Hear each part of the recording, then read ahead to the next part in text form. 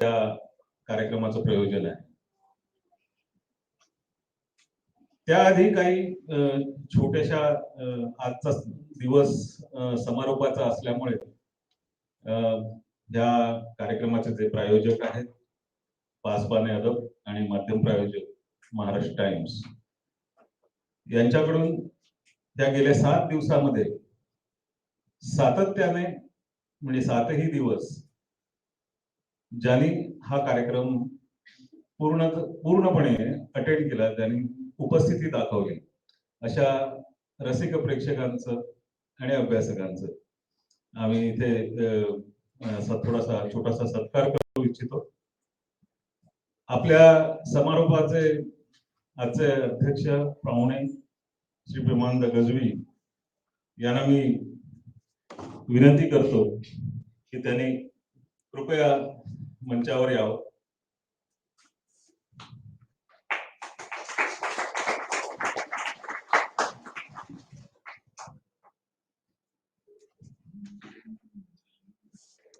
या प्रेक्षकांपैकी 2 नावं मी आपल्या समोर सांगणार आहे. त्यातलं एक म्हणजे आपल्या सर्वांच्या परिचित असलेलं दिग्दर्शक श्याम अदटराव.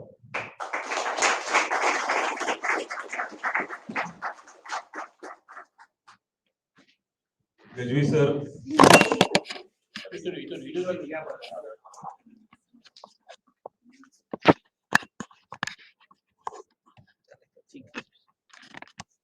गजवी सरांना विनंती आहे की त्यांनी श्याम अदटराव यांचा सत्कार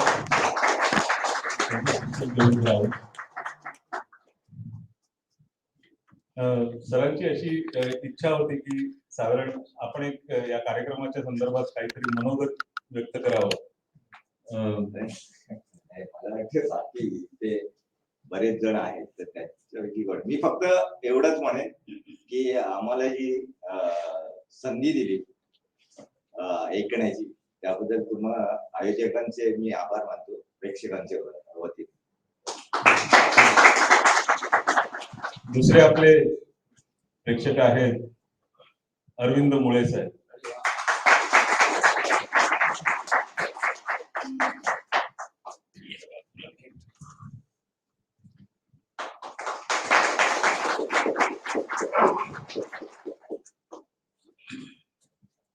दोन्ही प्रेक्षक आपल्याला गेले 7 सगळ्या 7ही संहिता वाचल्या, ऐकल्या आणि त्यावर विस्तृत चर्चाही केली. आता या कार्यक्रमाच्या संदर्भात महत्वाची भूमिका बजावणारे संवादक, आजचे संवादक श्री संजय कुलकर्णी, नाट्य समीक्षक, यांना मी विनंती करतो की त्यांनी आपली जागा, आपले पद ग्रहण करावे. टाळ्यांच्या गजरात संजय कुलकर्णींचं स्वागत करतो. संजय कुलकर्णी हे मराठी नाट्यकर्मींसाठी तसं नवीन नाव नाही. संजय कुलकर्णी बऱ्यापैकी त्यांची मुसाफिरी जी आहे नाट्य समीक्षेची ती बऱ्याच वर्तमानपत्रातून आपण वाचत आलेलो आहोत. सकाळचे समीक्षक म्हणून आणि मुंबई सकाळचे समीक्षक म्हणून आपण त्यांना ओळखायचो. त्यानंतर सकाळ, त्यानंतर पुढारी, नंतर आता सध्या नवशक्ती या प्रमुख वर्तमानपत्रातून तसंच महाराष्ट्र टाइम्स, लोकसत्ता या ठिकाणी अनेक सदर चालू ठेवणारा हा एक नाट्यरसिक अवलिया, ज्यांनी अनेक परीक्षण म्हणजे राज्यनाट्य स्पर्धांचे परीक्षक म्हणून किंवा अनेक मोठ्या संस्थांचे म्हणजे जसे झी गौरव वगैरे यासाठी असलेल्या अवॉर्डचे परीक्षक म्हणून ते आतापर्यंत सर्व नाट्यरसिकांना सर्वश्रुत आहे, सर्व ज्ञात आहेत.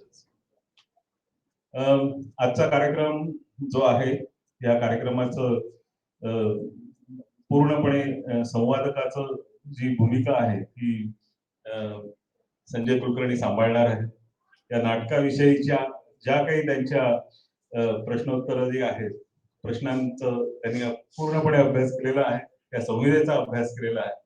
आणि मी आता जास्त वेळ न घेता सरांना विनंती करतो की आपण यापुढील चर्चा सुरू करूया. सर, धन्यवाद.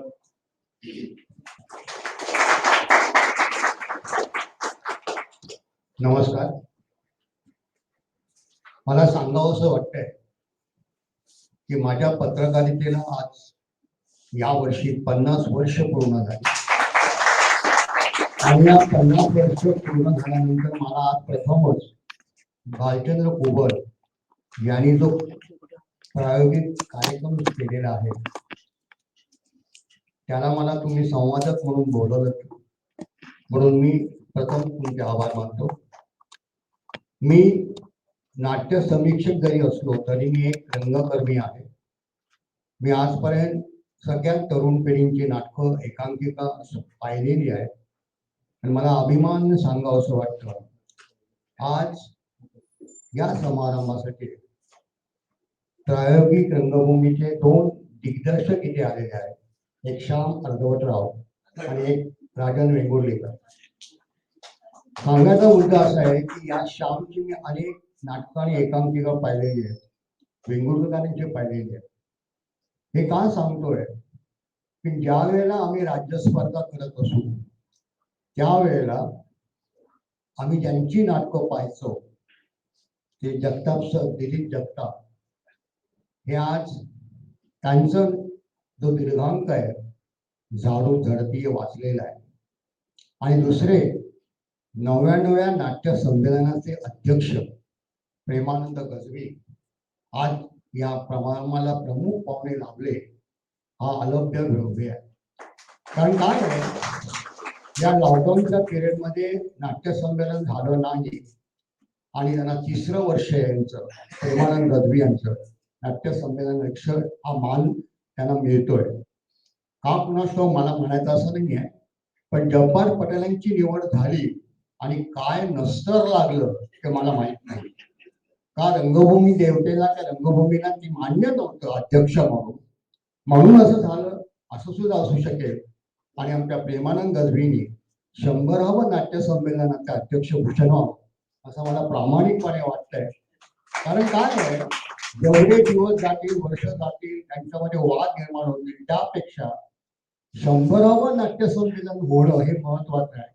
मग ते साधं व्हावं, या वास्तूत जरी झालं तरी चालेल, पण ते लवकरात लवकर व्हावं असं मला वाटतंय.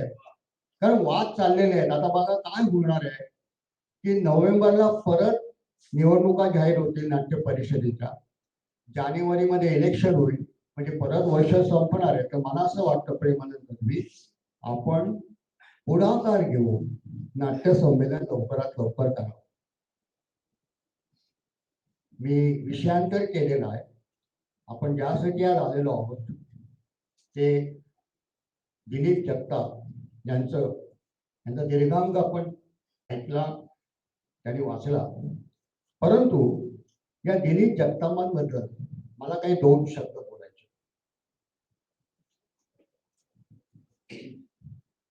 1966 दशक मराठी रंगभूमीवर नवीन आशय विषय मांडणाऱ्या नाटककारांचे, दिग्दर्शकांचे दशक म्हणून ओळखले जाते.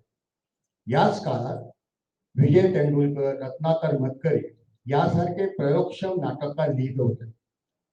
पुण्यामध्ये 1962 साली पुरुषोत्तम करंडक ही एकांकिका स्पर्धा सुरू झाली आणि पुढे नावारूपाला आलेले अनेक नाटककार लिहित आहेत. त्यातीलच एक महत्वाचे आणि आजही लिहित असलेले नाटककार म्हणजे दिलीप जगताप. 1973 साली पहिले नाटक लिहिणाऱ्या नाटककारांसाठी पुण्यातील फिल्म इन्स्टिट्यूटमध्ये नाट्यलेखन कार्यशाळेचं आयोजन केलं होतं. त्यात दिलीप जगतापांचा सुद्धा सहभाग होता. त्यांचं एक अंडे फुटलेलं हे पहिलं त्या कार्यशाळेमध्ये वाचलेलं नाटक. या नाटकाने दिलीप जगताप यांच्याकडे तत्कालीन प्रयोगशील रंगकर्मीत लक्ष केलं. त्यांनी जवळपास 40 नाटकांचे लेखन केले. हा एक विक्रम असेल. एक प्रायोगिक नाटककार 40 नाटकांचं लेखन करतो हा मला असं वाटतं विक्रम असेल आणि ते अजूनही लिहित आहेत म्हणजे हा अजून एक विक्रम आहे. तर त्यांनी लवकरात लवकर 50 नाटकं द्यावी अशी माझी त्यांना इच्छा आहे आणि ते लिहितील. मान हलवले त्यांनी आणि ज्या वेळेला एखादा नाटककार मान हलवतो आणि हनुवटीला असं बघतो त्या नक्की त्यांनी नाटक लिहिलेली असतील, फक्त ती प्रकाशित झाली नसतील असं मला वाटतंय. तर त्यांच्या नाटकांचं वैशिष्ट्य असं आहे ते नेहमी अस्तित्वाचा शोध. मी म्हणजे कोण हे शोधण्याची प्रक्रिया तर आहेतच, पण शोध गंभीरपणे न घेता आयुष्याकडे विनोदी पद्धतीनं पाहून आयुष्याचं आकलन समजून घेऊन ते मांडण्याचे माध्यम म्हणजे नाटक असे नेहमी जगतात गमतीने म्हणतात. नाटक करायला माणसाचा समूह लागतो, म्हणून ते व्यक्तिवादी न होता समूहवादी झालं आणि नाटकाशी जोडले गेले. माणूस त्याचा सामाजिक आणि सांस्कृतिक राजकीय भोवतात तसे एकंदरीतच अस्तित्वाचा व्याप त्यांनी नाटकातून घेतला. त्याची प्रचिती त्यांच्या प्रत्येक नाटकातून आलेली आहे. अजून एक त्यांचा उल्लेख करावा असा वाटतो की जी 40 नाटकं जगताप सरांनी लिहिली त्यातली काही नाटकं परदेशी नाटकांवर आधारलेली रूपांतरित केलेली आहेत आणि ज्या नाटककारांची नाटकं भाषांतरित केली ते इतर भारतीय भाषांतील नाटककार नाहीत तर सर्व जागतिक नाटककार आहेत.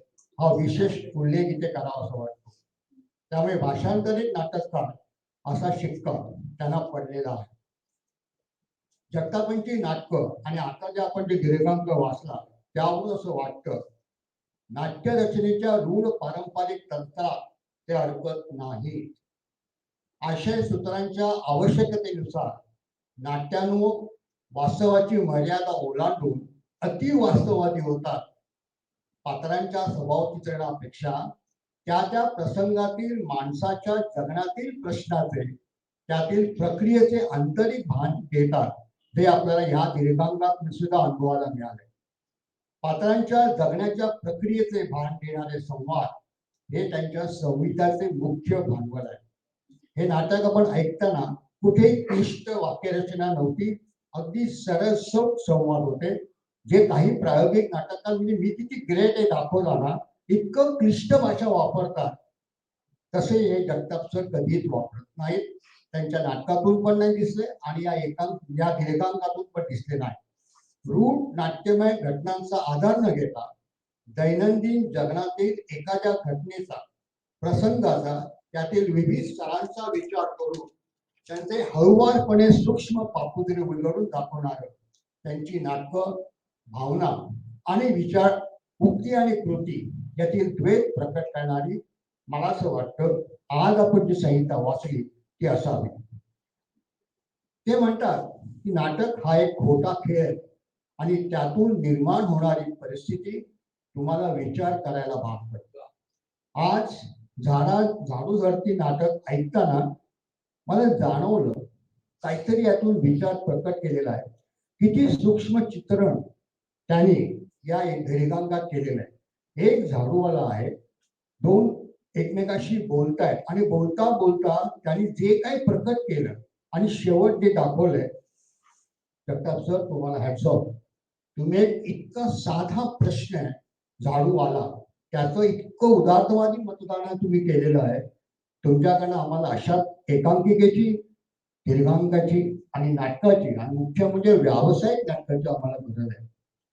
व्यावसायिक नाटक तुम्ही आता लिहायला हरकत नाही, कारण बाजूला जे बसलेले आहेत प्रेमानंद गजवी त्यांनी ज्याला पहिल्यांदा नाटकं लिहायला सुरुवात केली आणि मग त्याला जो व्यावसायिक नाटकाचं म्हणतात ना मूळ म्हणजे मिळालं, बीज मिळालं आणि आज प्रेमानंद गजबीचं नाटक पाहायला व्यावसायिक प्रेक्षक आवडीने येतात. मी तुझी स्तुती करत नाहीये प्रेमा, तर माझा आवडता नाटककार आणि लेखक हा आहे की त्यांनी आमच्या पिढीला तसे नंतरच्या पिढीला घडवलंय. गोडभर पाणी म्हणा, दरवेशी म्हणा किंवा अनेक अंकिका बघा जी आम्ही अजूनही पाहताना मला जाणवतंय की वेगळं आहे. तर त्यांनी मनावर घेतलं तर काही होऊ शकतं. सर तुमची नाटकं त्यातून निर्माण होणारी परिस्थिती आम्हाला विचार करायला भाग पडते. प्रेक्षकांच्या मनात त्याचे प्रश्न निर्माण करणं हेच तुमच्या नाटकाचं यशाचं धमक आहे. आणि आज झाडू झडती वाचताना तुम्ही नाटककारांनी नाटक कसं वाचावं हे आम्हाला आज कळलं. कारण काही नाटकं वाचतात, अरे कधी नाटक संपवणार आहे असं आपल्याला मनातून होऊन जातं. परंतु सरांनी जी नाटकं आज वाचलं, खरोखर या वयात सुद्धा इतकं सुंदर, चांगलं, स्पष्ट तुम्ही नाटक वाचू शकता, यातच तुमचा अनुभव आणि अनुभवाची शिदोरी आज आम्हाला पाहायला मिळाली. मला असं वाटतं सर, झाडू झडती ज्याला तुम्ही हा दीर्घाम केलेला, त्यावेळेला तुमच्या मनात काय भावना होत्या? तुम्ही सामाजिक परिस्थिती पाहताना तुम्हाला सुचला कसा विषय? इतका कठीण विषय आहे, परंतु तो इतक्या सोप्या भाषेत तुम्ही तो मांडलाय, याबद्दल थोडं सांगितलं तर बरं होईल.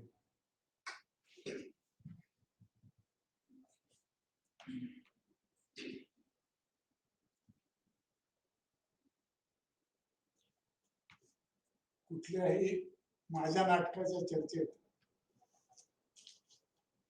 सगळ्यात अवघड प्रश्न कुठला असेल तर हे सुचलं कसं तुम्हाला म्हणायचंय का? असते म्हणजे काय म्हणतात त्याला, अत्यंत परिश्रमपूर्वक डोकं खाजवून डोके करून कष्ट करून आपले जे मला प्रश्न पडलेले असतात आयुष्याच्या आक्रमणाचे, ते खोदून कसं सगळं हे करून आम्ही नाटक लिहितो. आणि आम्हाला जे सांगायचं म्हणजे मला माझ्या नाटकात कधी उत्तर देत नाही, माझ्या नाटकात प्रश्न निर्माण होते. ते प्रश्न निर्माण करणे, प्रत्येकाच्या मनात वेगवेगळे प्रश्न निर्माण झाले, तर ते प्रश्न निर्माण होण्यातून तो जो स्वतंत्र विचाराला प्रवृत्त होतो माणूस, ते त्याला 2+2 4 हे करण्यात मला हे वा छान शेवट झाला. आणि इतकं सगळं केल्यानंतर लिहिल्यानंतर प्रत्येक शब्द जेव्हा स्वतःच काहीच समाधान होतं, तेव्हा त्या नाटकाचं प्रॉडक्ट आपण पुढे करतो. आणि त्यानंतर जेव्हा तुम्हाला विचारण्यात येतं की तुम्हाला यातून म्हणायचंय काय, त्यावेळेला जी काय स्थिती होती त्याचं वर्णन करण्यास माझ्याकडे शक्य नाही. म्हणून म्हणायचं काय असं म्हणजे आपल्याकडे फार मोठं भालचंद्र आहे. मग कशी आपण बोलताना म्हणलं, आपल्याकडं मराठी मानसिकतेमध्ये एक प्रश्न ते खेळासारखं ठोकतात. याचा अर्थ काय? जे मॉडर्न आर्टचं ऍबस्ट्रॅक्ट चित्र बघायचं, ह्याचा अर्थ काय? हा मोर आहे का, चंद्र आहे का? अरे ह्याचा अर्थ काय? 2+2=4 म्हणजे आयुष्य नसतं, अजिबात नसतं. आणि हे जे प्रश्न पडतात त्या प्रश्नांची साठी उत्तर कधीच येत नाही. तर मग काय नाटक कशाला लिहायचं? मला जे म्हणायचं ते इतकं साधं असतं. तुम्ही एक पोस्टकार्ड लिहिन आणि बहिणीने भावावर प्रेम करावे, सर्वांनी देशासाठी लढावे, अशी 4-5 वाक्यातून तुम्हाला पाठवून दिली असते. इतकी खटाटप करून आम्ही कुठनं पात्र आणतो, सफाई कामगार आणतो, मिनिटं आणतो, सगळं असं आम्हाला ते सगळं खणून शोधायचं असतं. तेव्हा नेमकं काय म्हणायचं आणि याचा अर्थ काय, हे 2 प्रश्नांची उत्तर मागतो. सर, आता एक नाजूक प्रश्न आहे. तुम्ही जेव्हा त्या नाट्य कार्यशाळेमध्ये होता, त्याला सतीश आयेकरांसाठी दिग्गज जे आता म्हटले जातं ते होतं. पण तुमची सर्व नाटकं वाचताना आणि प्रयोग बघताना आताच झाडू जाते, मला असं जाणवलं की सतीश आयेकरांसारखं आपण नाटक वाचतोय का, दीर्घांक वाचतोय. जी तिरकस तुमची बघण्याची शैली आहे ती विकसित कशी झाली तुमची? एकतर तिरकस काय काही मला माहिती नाही, परंतु मला सगळ्यात चांगली गोष्ट झाली म्हणजे माझं बालपण गेलं वयसारखं आहे का, मी शहरी खेड्यातच मला आणि मुळीच नाटकाचे बॅकग्राऊंड नसलेलं माझं घर. वाईतले एक रविवारपेठ नावाची एक अळी आहे, गल्ली आहे. तिथं उच्चवर्णीय सोडून सर्व जाती धर्मांचे लोक एकत्र राहतात. म्हणजे तिथं भंगी, माळी, अमोक तमोक सगळं. तेव्हा मला जात हा प्रकाराचं कधी हे काय झालं, मांग असो, महार असो, भुई असो, असं सगळं ते आमच्याकडे ते होतं. आणि आमच्या उजव्या बाजूला गंगापुरी नावाचा जो प्रकार होता तिथं तथाकथित सगळे सुसंस्कृत आणि संस्कृती रक्षक त्यामुळे ते हे जे सगळं जे आहे त्यातून दुसरे काही लोकांना त्याचं गंमत वाटते मला पण. म्हणजे मला सांगायला येते कितपत खरे मला माहित नाही. मी ज्या शाळेत होतो 11 नंबरची शाळा होती नदीच्या काठाला, त्या शाळेतून माझ्या वर्गाच्या खिडकीतून समोर 50 फुटावर स्मशानभूमी होती.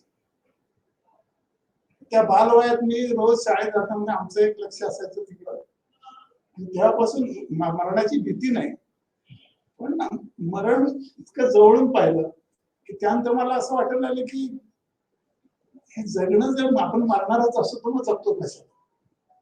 आणि आपल्या आधी लाखो पिढ्या मेल्यात, आणखी पुढे लाखो पिढ्या मरणार. आणि मग मरणाच्या ह्याच्यातून अस्तित्वाचे प्रश्न निर्माण झाले. दुसरी माझ्या आयुष्यात एक गोष्ट अशी घडली की मी ज्या वाईत राहतो त्या वाईत तर्कतीर्थ लक्ष्मीशास्त्री जोशी आणि किसनवीर नावाचे एक स्वातंत्र्य सैनिक होते. ते माझ्या वडिलांचे जीवलग मित्र होते. तर त्या लोकांचं एक आयुष्य मी पाहिलं. मी मगाशी म्हटल्याप्रमाणे ज्या इतर जाती धर्मांच्या लोकांच्या मध्ये राहिल्यानंतर माझ्या लक्षात आहे की ज्या धर्मात जात आहे तो आपला धर्म असू शकतो. यातून मी या बाजूला वेगळा विचार करण्याचं ते म्हणतो ते त्यामुळे मला हे ढोंग हे झाली.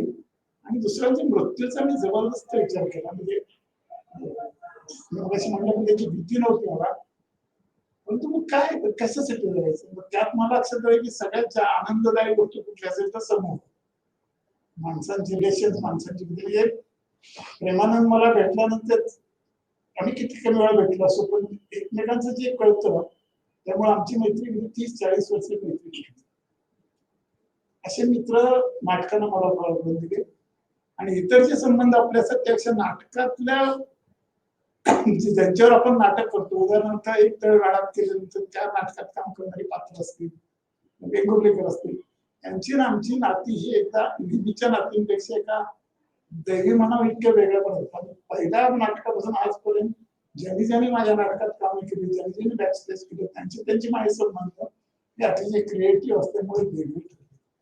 आणि माझ्या नाटकांचा प्रयोग होत नव्हत. मी नेहमी म्हणतो की एका नाटकाचे 100 प्रयोग होण्यापेक्षा माझ्या 100 नाटकांचा एक प्रयोग झाला.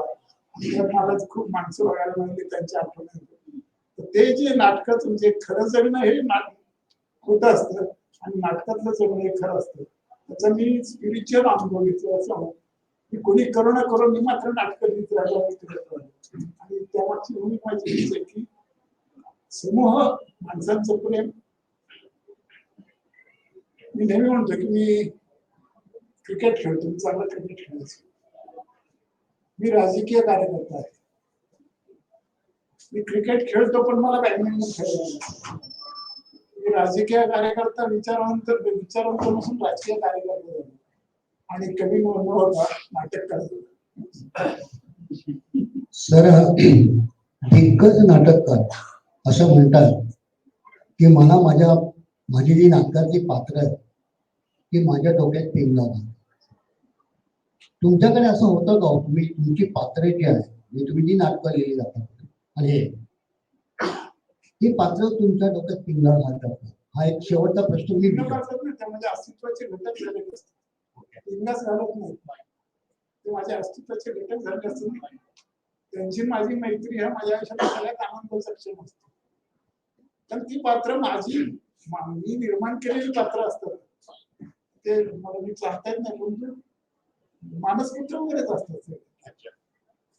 आणि त्या नाटकांच्या आठवण मी कधी विसरत नाही. आणि माझ्या सुदैवानं मी वाईट असूनही सगळ्या महाराष्ट्रातल्या ग्रुप्सनी माझी नाटक, पुण्या मुंबईतले जे अतिविद्वान नाती शहाणे नाटककार जे संस्था त्यांनी सुद्धा माझी नाटक केली. माझं पहिलं नाटक एक अंडफुटला दिलीप कोलटकरनं दिग्दर्शित केलं. अमोल पालेकरनं लाईट दिला. जयराम हार्डीकर, मंगेश कुलकर्णी, जनार्दन परब अशा लोकांनी काम केली.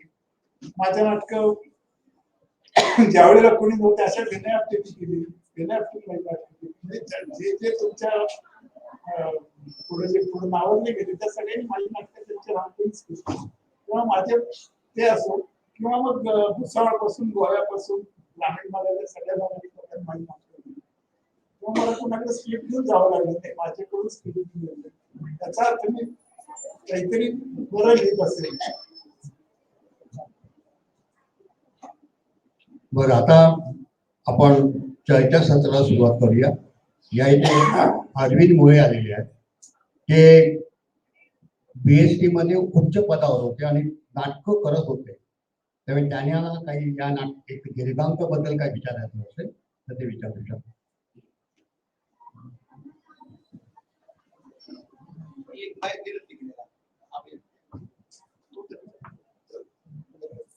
दिलीप जगताप या लेखकाबद्दल बोलताना बरचसं पोच घ्यावी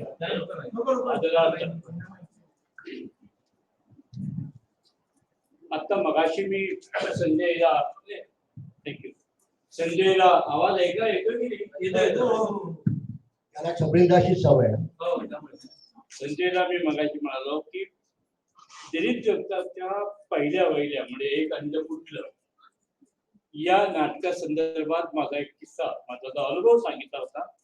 आम्ही पुण्याला त्याच्याशी माझं भांडण झालं, त्याचं मी नाव घेत नाही, इज नो मोर नाव, आणि ते महत्वाचं नाही, त्याचं नाव घेणं महत्वाचं नाही.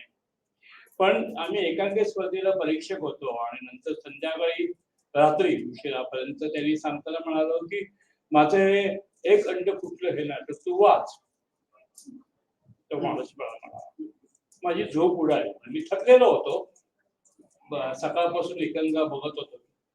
तर त्याला म्हटलं की तुझं हे नाटक वाच असं म्हणतो, पण हे जेव्हा नाटक वाचलं गेलं तिथे मी भले ट्रेनी म्हणून असेल पण तिथे मी होतो, सतरंजी घालायला असेल किंवा कसंही असेल पण तिथे मी होतो आणि वाचलं आहे. आणि त्या वेळेपासून मी असं नतमस्तक आहे, लवून आहे. अरे माझं नाटक आहे त्या माझं. आणि त्याच्यानंतर हे रात्रीचे 11 वाजले होते. आम्ही 1:30-2 वाजेपर्यंत त्याला भांडत होतो. मी मिलिटरीच्या कॅम्पसमध्ये हे होतो आणि मिलिटरीच्या कॅम्पसमध्ये ते लोक आले, तुम्ही हे काय भांडताय? तर मी मिलिटरीवाल्यांना समजून सांगितलं की एक नाटककार आहे, त्या नाटकाची स्क्रिप्ट मी वाचलेली आहे आणि हा म्हणतो, मी हा म्हणालो, पण मला ते तसं काय आगाऊपणा आवडलेला नव्हता. हा म्हणतो ते नाटक माझं आहे.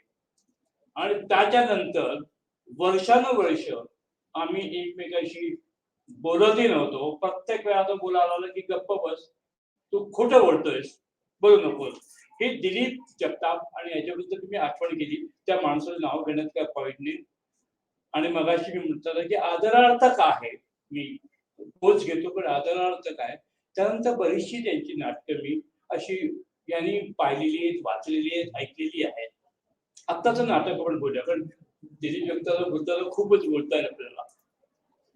थोडक्यात सांगायचं म्हणजे काय की सर्वसाधारणपणे साध्या शब्दात साध्या प्रसंगात एखादा चिमटा काढायचा असेल, गुदगुल्या करायचा असेल आणि जखमा न होऊन त्याचा गुदगुल्या करायचा असेल तर दिलीप जगतापकडे मी पाहावं लागलं. फारच कमी नाटककार आहेत ज्यांची दृष्टी निकोप आहे, सहज आहे आणि त्यांना आयुष्यातल्या ह्या गोष्टी पटकन त्यांच्या लक्षात येतात कुठे काय आहे. आता या गोष्टी एका इंग्लिश लेखकाचा मी मुलाखत वाचली होती की तो पण असाच हे करतो, असं गुदगुल्या करायचा वगैरे. तर त्याला त्याच्या मुलाखतीत दिलं होतं की मी नेहमी वर्तमानपत्र वाचतो सकाळी 2-3 तास आणि राजकारणी लोकांपलीकडे मला कुठे काही सुचत नाही. आणि मग मला ते नाटक लिहिताना मला असं काहीतरी येतं. त्यांना कोणीतरी विचारलं की तुम्हाला हे सुचतं कसं, असं तिळकं जाणं, असं करणं. तर म्हणलं त्यांना नाही कळतं, ते मला कळतं आणि मला जे कळतं त्यांना कळत नाही. आणि मला त्यांच्याशी वाद घालायचा नाही, लढायचे बिडायचे नाही. मी माझ्या ह्याच्यात ते राहील. दिलीप जगताप या पठडीतले आहेत. आत्ताच्या नाटकात पण एक झाडूवाला आहे, दुसरा झाडूवाला आहे. एक तत्वज्ञान तो सांगतो, अरे काय तुला काय कळतं, आपण सगळे कोणी नसतो, आपण शून्य असतो. तो वरचा देव आहे, त्याच्याकडे आपण हे करायचं आणि तो आपल्याला घडवतो, तो आपला करतो. आणि मग ते काही उदाहरणं देण्यासाठी म्हणून केले आलेले झाडू आहे, झाडूवाल्यांचं तत्वज्ञान आहे, कचरा आहे, कचऱ्यामध्ये नागडा माणूस आहे, नागडा माणूस नंतर एक बाई उघडे धंदे करणारी बाई आहे. हे सगळे प्रकार एकत्र येऊन आपण नाटक वाचून संपल्यानंतर ऐकतो, जेव्हा आपण पुस्तक विकतो तेव्हा लक्षात येतं, अरे हा विचित्र प्रकार झालाय. म्हणजे हे नाटक त्यांनी या लेखकाने एकांकच का लिहिला, केवढ्या तरी शक्यता याच्यात आहे. तो माणूस म्हणतो की आपण तुझ्या घरी जाऊया, तुझा ड्रेस घालूया, मग ते येऊन या ड्रेस जाऊया, मग आपण बायकोला पटूया. हे असं विचित्र प्रकार झालेला आहे. तो त्या कचऱ्याच्या याच्यामध्ये फुलदाणी म्हणून फुलं ठेवतो, फुलं विकणारा आहे हा, आणि तो कचऱ्यामध्ये नागडा राहतो आणि तो काय वास येतो, पण आम्हाला राहावं लागेल असा प्रकार आहे. पोलीस येतो, तोही तिकडे काही लक्ष घालत नाही, तेवढ्यापुरती सायकल घेऊन पळून जातो बरोबर. हा सगळा गोंधळ आहे. हे एकांकात एवढा विचित्र गोंधळ घातलेला आहे. लेखकांनी इथे थांबू नये, मला अजून गुदगुल्या कराव्या, मला अजून त्रास व्हावा असं सातत्याने मला वाटत होतं. एकांकच का लिहिलं हे ते सांगू शकतील मला, पण याच्यामध्ये बऱ्याचशा शक्यता आहेत आणि त्या शक्यता फक्त आज मी तिला दिलीप जगताप अशा देऊ शकतात. एवढी निकोप दृष्टी आहे माझ्या पलीकडे पाहण्याची आणि माझ्यासमोर मांडण्याची हे आहे. आणि त्यापासून त्या पहिल्या खेळापासून जेव्हा एक अंड फुटले नाटक वाचलं गेलं होतं, मला वाटतं सत्यजित दुबेच्या याच्यातच वाचलं गेलं होतं, तेव्हा आम्ही सतरंजा घालणारे होतो. तर तेव्हा वाचताना जेव्हा ते हे आलं, ती एक दृष्टी तयार झाली होती, ती अजूनही कायम आहे आणि अजूनही दिलीप जगताप लिहित आहे. त्यांचा लिखाणाचा बाळा अजूनही जिवंत आहे. तो असाच फुलत राहावं, फुलून यावं अशी मी करतो आणि ते असे वारंवार असे प्रसंग आम्हाला द्यावे. सर, आता तुमच्यावर एक मोठी जबाबदारी आलेली आहे. ज्या वेळेला पुढचं चर्चा सत्र असेल, वाचन असेल, त्यावेळेला या दीर्घांगाचं तुम्ही नाटक लिहायचं 2 अंकी आणि त्याचं वाचन इथे करायचं. कारण का तुम्ही ना कधी कधी असं मला जाणवतंय की तुम्ही आळशी तर नाही आहात, तो नाटक लिहायचंय की याचं तुम्ही दीर्घांगच का लिहिलं, नाटक लिहावं असं का नाही तुम्हाला वाटतं या विषयावर? सर तुम्हाला विचारतो मी, आता बहुतेक तुम्हाला दुसरा अंक सुचलाय की नाही असं मला वाटत लागलंय. मला असं वाटतं भालचंद्र, रात्री घरी गेल्यानंतर ते तुला फोन करतील उद्या की माझ्याकडे दुसरा अंक तयार आहे, तर त्यांच्या एकंदर भावमुद्रेवरून मला असं तयार होतंय. या तुम्हाला 2 अंकी नाटक का नाही लिहावं असं वाटतं?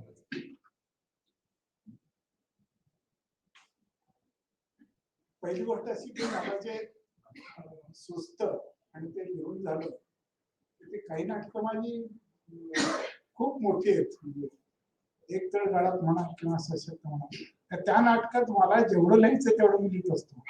आणि दुसरा एक माझा दुर्गुण म्हणा किंवा की एखादं नाटक मी लिहिलं की ते झोन मधनं त्या मी बाहेर पडलो, मला नंतर जरा तुम्ही ते असं करून ते तिथं ऍड करा की तिथं मला काही संपलेलं असतो तो प्रकार, त्यातनं मी बाहेर पडलेलो असतो. मला कोणी सांगितलं की ह्यातलं एडिट करा, तर मी एडिट करायला परवानगी देतो, एडिट करतो. पण आता इथं एक 5-7 वाक्य वाढवून देणं म्हटलं, मला अजिबात ती जी भाषा आहे, ती जी शैली माझी आहे, ते जे काय म्हणतात, कधी माझ्या लेखनाचं ते वैशिष्ट्य असेल की घट्टपणा जो आलेला असतो तो कुठेतरी हे होता आणि पाणी ओतल्यासारखं काहीतरी. तुम्ही कधी आयुष्यात कधी खूप जण म्हणतात, फक्त एका बेंगोर्लेकरांनी मला मात्र कधी कधी छेडलेलं आहे आणि त्यांना हवे तसे काही माहिती, पण ते मी इतकं समान विचार करतो तेव्हा मला ते जास्त गुळगुळले घालवीच्या वेळेलाच जरा मला हे पाहिजे ते, पण नाही जमत ते. एकदा घेऊन झाल्यानंतर घेऊन झालं आणि ते वाढत आहे नाही, कमी करायला काय हरकत नसते, काय. पण नाटककार नाटक संकलित करण्यासाठी, एडिट करण्यासाठी जागा ठेवलेली असते. आहे, मजा आली. आता दीर्घांकामध्ये चला वाढव म्हणून तर ते राहत नाही. तो जो ठरलेला असतो एक कनिष्ठ भाग तो राहत नाही. पण तुम्ही काय पाणी असल्यासारखं होतं. नाही हे तुम्हाला वाटतं, पण तुम्ही लिहायला लागा दुसरा अंक ना तसं तुम्हाला वाटणार नाही. तुम्ही लिहावं असं माझी इच्छा आहे. बरं इथे एक ना प्रयोगशील दिग्दर्शक आलेला आहे अर्धवटला. हा एक चांगला कल्पक दिग्दर्शक आहे. मी त्याच्याकडे पाहताना मी ज्या तुम्ही सर वाचत होता ना नाटक श्याम सर ज्यावेळेला नाटक एकांक दीर्घांक वाचत होते त्यावेळेला मी मायन्यूटली तुझ्याकडे पाहत होतो.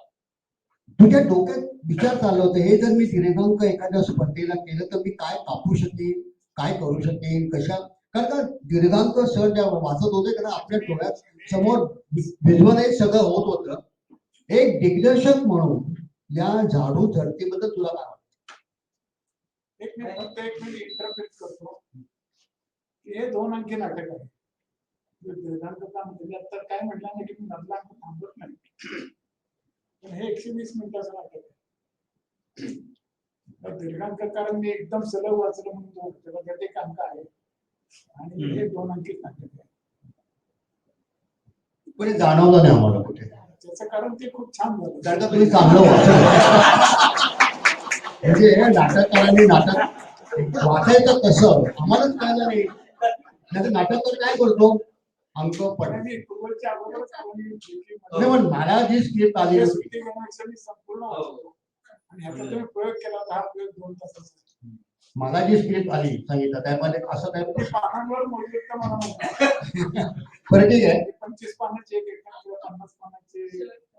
पण तुम्ही हा प्रयोग केला तर हा जे काही मी मांडलेला आहे त्यातल्या ज्या माझ्या जागा आहेत त्या लक्षात घेता हे 2 तासाचं नाटक आहे. बरं श्याम तुला काय वाटतं? नाही मी नाटक ऐकताना प्रत्येक पात्रांचं आहे ना काय असेल त्याचा आवाज चांगला त्याचे आहे. प्रश्न पडत होते मला. हे काय शोधत होतो, सतत शोधत होतो. हे कशाबद्दल असेल, हे काय असेल, हे कुठच्या गोष्टीवर त्यांनी विचार केला असेल, समाजाच्या कोणत्या ह्याच्यावर त्यांनी हे करत असेल, ह्या सगळ्या गोष्टीचा मी सतत विचार करत होतो. आणि जे खरं असतं आणि जे सत्य असतं ते सत्य असतंच का, खरं असतंच का, किंवा जे खोटं असतं ते खोटं असतंच का, आपल्याला दिसतं ते. हे हा भाग मला फार महत्वाचा वाटतो. वेंगुर्लेकर तुम्ही सरांची पुष्कळ नाटकं करता आणि आता तुमचं योग घातलं राज्य स्पर्धेत. सरांची नाटकं करताना तुम्हाला कधी असं जाणवलं नाही का फार विषय वेगळा आहे, क्लिष्ट आहे. आता झाडू धरतीबद्दल तुम्हाला काय वाटतं ऍज अ दिग्दर्शक म्हणून?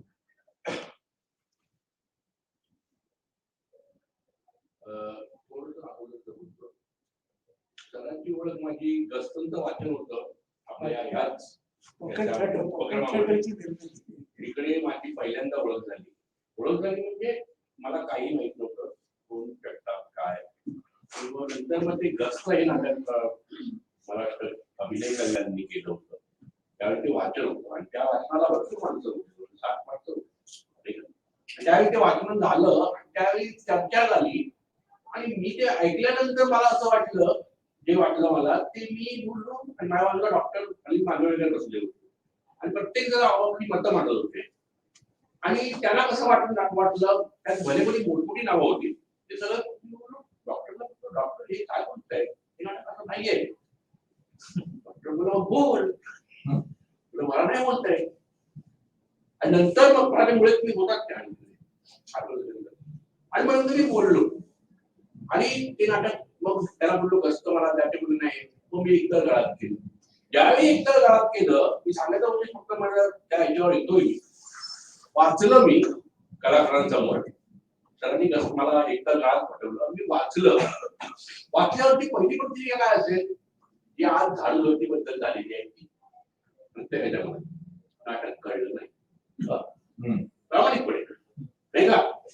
नाही कळलं नाही कळलं म्हणजे प्रत्येकातला प्रश्न वेगवेगळ्या पद्धतीने असा व्ह्यूज दिसायला हे ह्याच्याबद्दल भाष्य ह्याच्याबद्दल हे आहे म्हणजे प्रत्येकाचा काहीतरी अर्थ असतो. हा पण हे सगळे अर्थ जे आपल्याला प्रत्येक वेळी जाणवतात त्याचा आपण हे धागा कसा लावायचा किंवा कसं काय करायचं भरपूर गोंधळ आहे. तर तो गोंधळ आमच्या सगळ्या कलाकारांमध्ये होता आणि मग आमचं असं ठरलं मी विचारलं हे नाटक करायचं का म्हणजे आपण हे नाटक करतोय असं पहिलं मी बोललो सर करू नका कारण कुठलंही पात्र काहीही बरोबर आणि असं करे बरोबरतंय तसं बोलताना कळणार आहे का तुम्ही बोललो मला माहित नाही परंतु बोलतो मला असं जाणवतंय की काहीतरी आहे याच्यात. मला पण शून्य कळलं आणि मग मी बोललो त्यांना विजयला बोललो की आपण हे नाटक करतो कसं करणार जेव्हा बसवायला घेऊ जेव्हा करायला घेऊ त्या प्रोसेस त्यावेळी कळेल प्रोसेस मध्ये करायला आणि मग मी नाटक बसवलं त्याला बक्षीस पण मिळालं फायनलला परीक्षकांना काही कळत नाही परीक्षकांना नाटकं कळतात पण जे परीक्षा सध्या येतात ना जे निवड करतात सांस्कृतिक संचालक त्या नाटक म्हणजे काही माहित नसतं. त्या परीक्षेच्या विषयावर न बोलते दुर्दैव आहे. तर नंतर मग आता हे म्हणजे बक्षीस मिळालं तरी भीती वाटते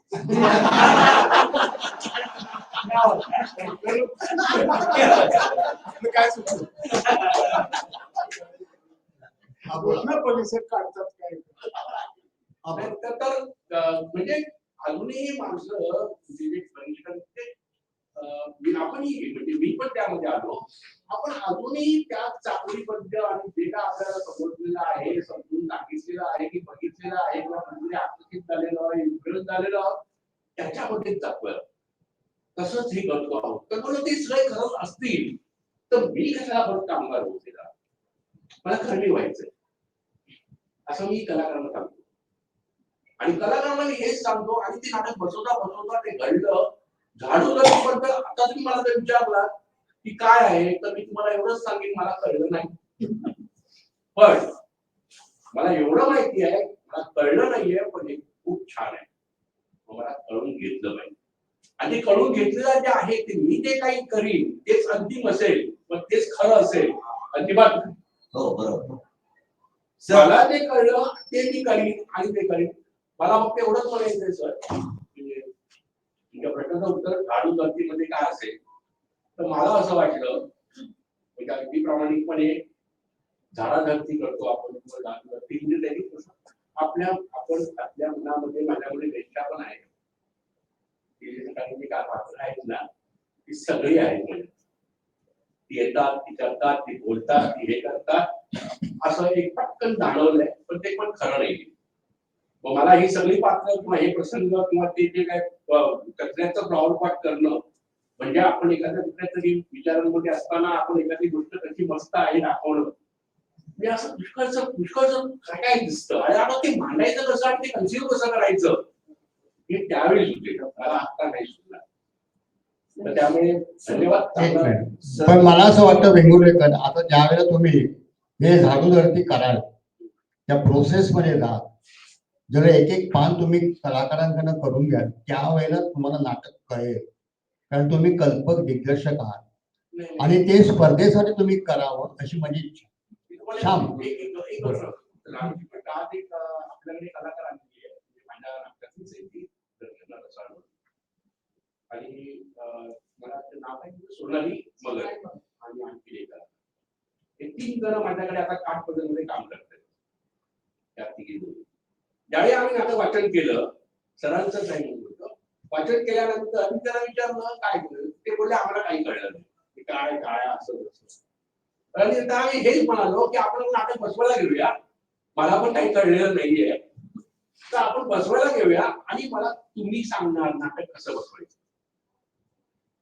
बोलले का तुम्हाला जे काय कळेल तुम्ही ते काय कराल ते परफॉर्म जे कराल तुम्ही जो विचार कराल त्याच्यावरनं मला कळेल मला काय विचार करायचा आणि तो अनुभव घेतला आणि नाटक बसलो त्यामुळे झाडूवरतीच्या बाबतीत सुद्धा मला जर चांगलं म्हणजे सहाय्य मिळालं तर करेल सहाय्य सर मला तुम्हाला विचारायचं की मला ते सूत्र आहे ना त्या नाटकाचं सूत्र जे तुमच्या सुरुवातीलाच आलं की जे खरं असतं हे सत्य. ते सत्य असतं का? आणि जे खोटं असतं ते खोटं असतं का? हे असावं असं मला एकूणच ह्याच्यातून जाणवायला लागलं. तेच आहे का? आधीच उत्तर दिलं. हे मी शोधतोय. मगासपासूनच आहे, कारण मगाशी मी बोलताना म्हणलं की मराठी आपल्या ह्याच्यात ऍबस्ट्रॅक्ट पेंटिंग असो न करणारे कुठले होतो, आपलं पहिलं असतं की त्याचा अर्थ काय. जर अर्थ साधाच सांगायचं, मगाशी म्हटल्याप्रमाणे अर्थच सांगायचं झालं तर फार सोपं आहे. पण जे प्रश्न, अनेक प्रश्न असतात त्यांची उत्तर आपल्याकडे नाहीत, ते पण ते प्रश्न मांडल्यानंतर तुम्ही जे विचार करता ना ते खरे क्रिएटिव्ह विचार आहेत. पण आपल्याला तसं नाही, आपल्याला 2+2=4 झालं नाही तर मग आमचं आपलं त्रास होतो. नाही बघ सांगा ना, त्यातनं म्हणायचंय काय, तो म्हणायचंय काय, हा तो फारच नाही.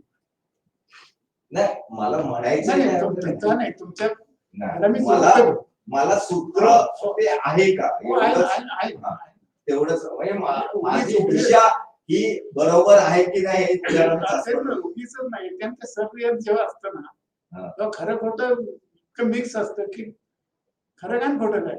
मग ते शेवटी त्याच वाक्यात तो म्हणतो की म्हणजे दोन्ही सेमच ना. अजून का म्हणजे लाखो वर्ष झाली, हजारो पेशी झाले, हजारो महामानव झाले, अजूनही अंतिम सत्य नाही. प्रत्येकाचं सत्य वेगळे. बरं, आपल्याला काय विचारायचं सर, त्यांना काय विचारायचं? श्याम सरांना तुम्हाला उकार करा की कुठेतरी असं उहापोहा करताना पाहताना ते स्वतः म्हणतात किंवा ते निरुत्तर आहेत की मला प्रश्नाची उत्तरं देता येत नाही. नाटक समृद्ध झाला आणि इव्हेंटबद्दल जर आपण म्हणू की नाही, ते पोस्ट आहे, कारण विषयांगी विषय आलेले आहेत. अध्यात्म आहे, शिक्षण आहे, जे कचऱ्यावाल्याचं शिक्षण पुढे नंतर कचऱ्यावाल्यांच्याच तोंडी वाक्य का, पॉलिटिक्स आहे, राजकारण आहे, नीतिमत्ता आहे, बरेच असे विषय उकल होते. मग एकूण याच्यात संपूर्ण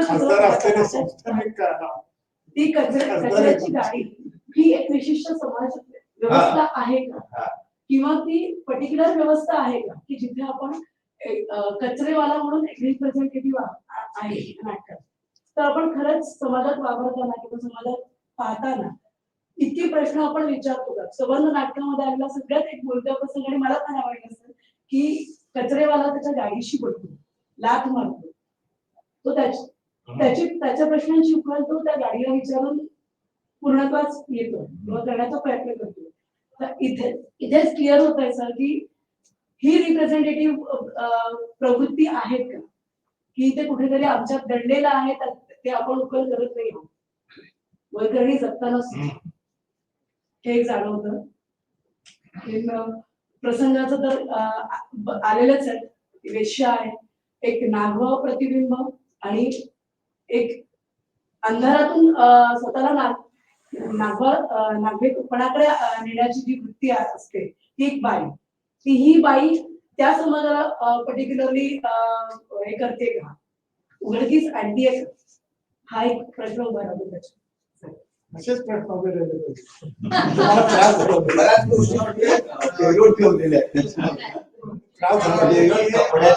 कपडे घालण्यामध्ये त्याच्यानंतर पडलेला दृष्टिकोन त्यांच्याबद्दल हे प्रत्येक गोष्टीमध्ये आहे ना, त्याच्यामध्ये बारीक खोल जाण्यासारखं आहे. कारण त्याचे कपडे, मी काकांची नाटक खूप वर्षांपासून बघतोय आणि मला वाटतं हे त्यांचं नाटक ऐकल्यानंतर, वाचन केल्यानंतर जे वेगवेगळ्या जाणीवा देणीवा ज्या काही निर्माण होतात त्यांना आपण वेगवेगळं काहीतरी एक सिम्बॉलिझम देण्याचा प्रयत्न करतो. प्रत्येक जण वेगळ्या दृष्टीने ते बघतोय. It's like an impressionist art. त्यातनं वेगवेगळे आपले काय म्हणतात अनुभूती निर्माण होतात किंवा त्यातनं वेगळे विचार निर्माण, वेगळ्या जाणीवांना आणखी चालना मिळते. आणि हेच ह्या त्यांच्या नाटकांचं तो एक सगळ्याच नाटकांचा फॉर दॅट मॅटर तो एक अतिशय बरं स्थान आहे त्यांचं, ह्या वेगळ्या जाणीवा आता तुम्ही वेगळं इंटरप्रेट करता, यांच्या दृष्टीने काहीतरी वेगळं त्याच्यामध्ये घडतंय, मला काहीतरी त्यातनं वेगळं काहीतरी मिळतंय आणि मला त्यातनं काहीतरी वेगळं दाखवायचंय. हेच वेगवेगळ्या शक्यता, दृष्टिकोन प्रत्येकाचे वेगवेगळे. बरोबर. आणि समाजातल्या वेगवेगळ्या विचारधारांचं आणि प्रवृत्तींचं त्यांना नग्न करून ते जे काही त्याच्यामध्ये त्यांनी मांडलेलं आहे, थोडं तिरकसपणे, थोडस साध्या जसं सरांनी सांगितलं निकोप दृष्टीनं, हे या नाटकाचं बलस्थान असं मला वाटतं. आणि इथे भालचंद्र कोपाल आहेत, हे आयोजक आहेत, पण हे नाटककार आहेत, अनेक नाटकं लिहिले.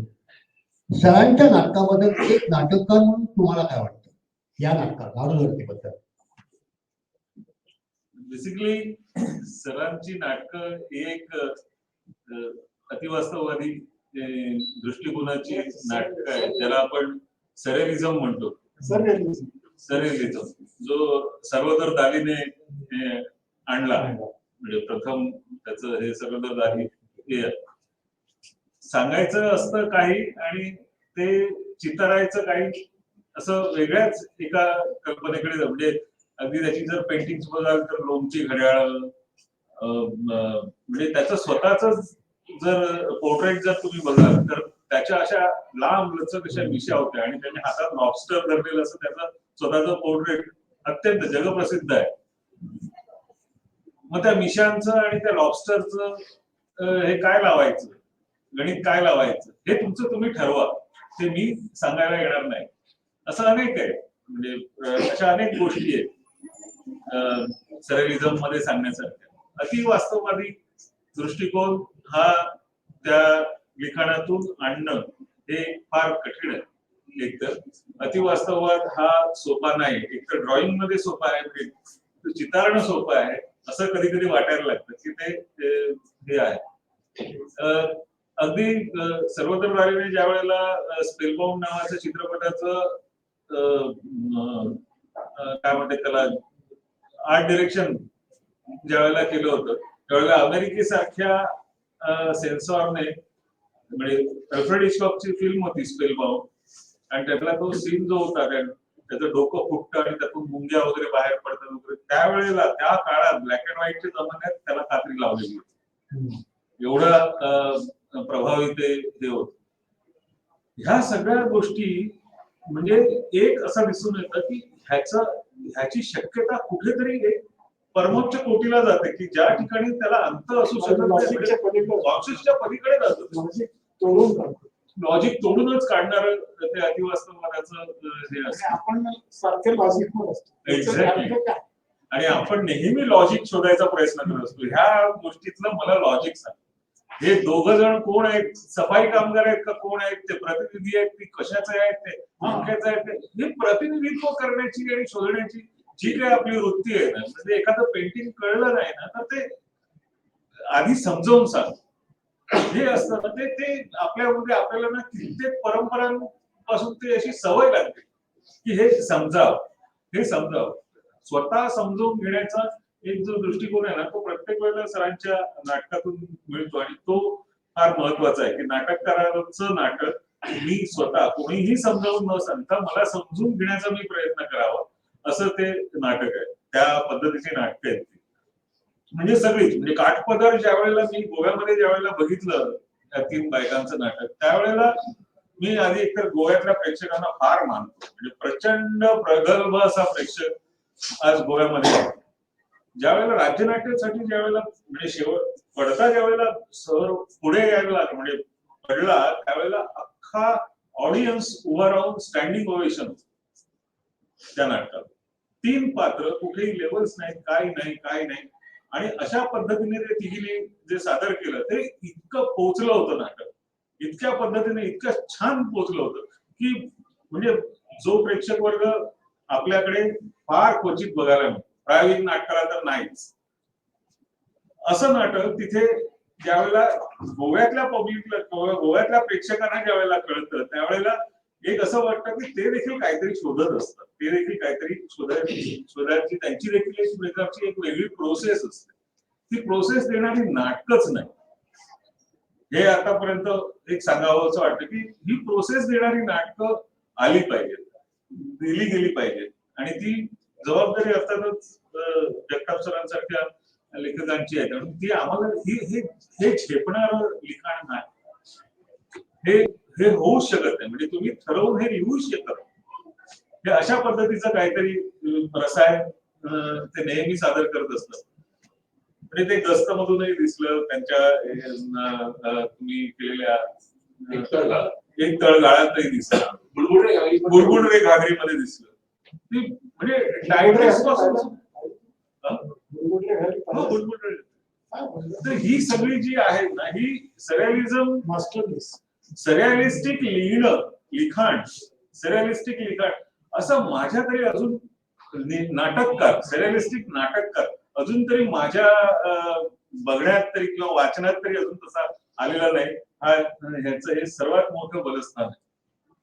ह्या निमित्ताला एक जोडून मी सगळ्या ह्यांना की एक अँगल म्हणून आपण कलाकृती म्हणत अतिवास्तववादावरची पुस्तकं बोलले मिळाली जरूर वाचत. ते फार तुमचं परसेप्शन हे करायला खूप मदत झाली. कारण आयुष्य अतिवास्तववादीच आहे.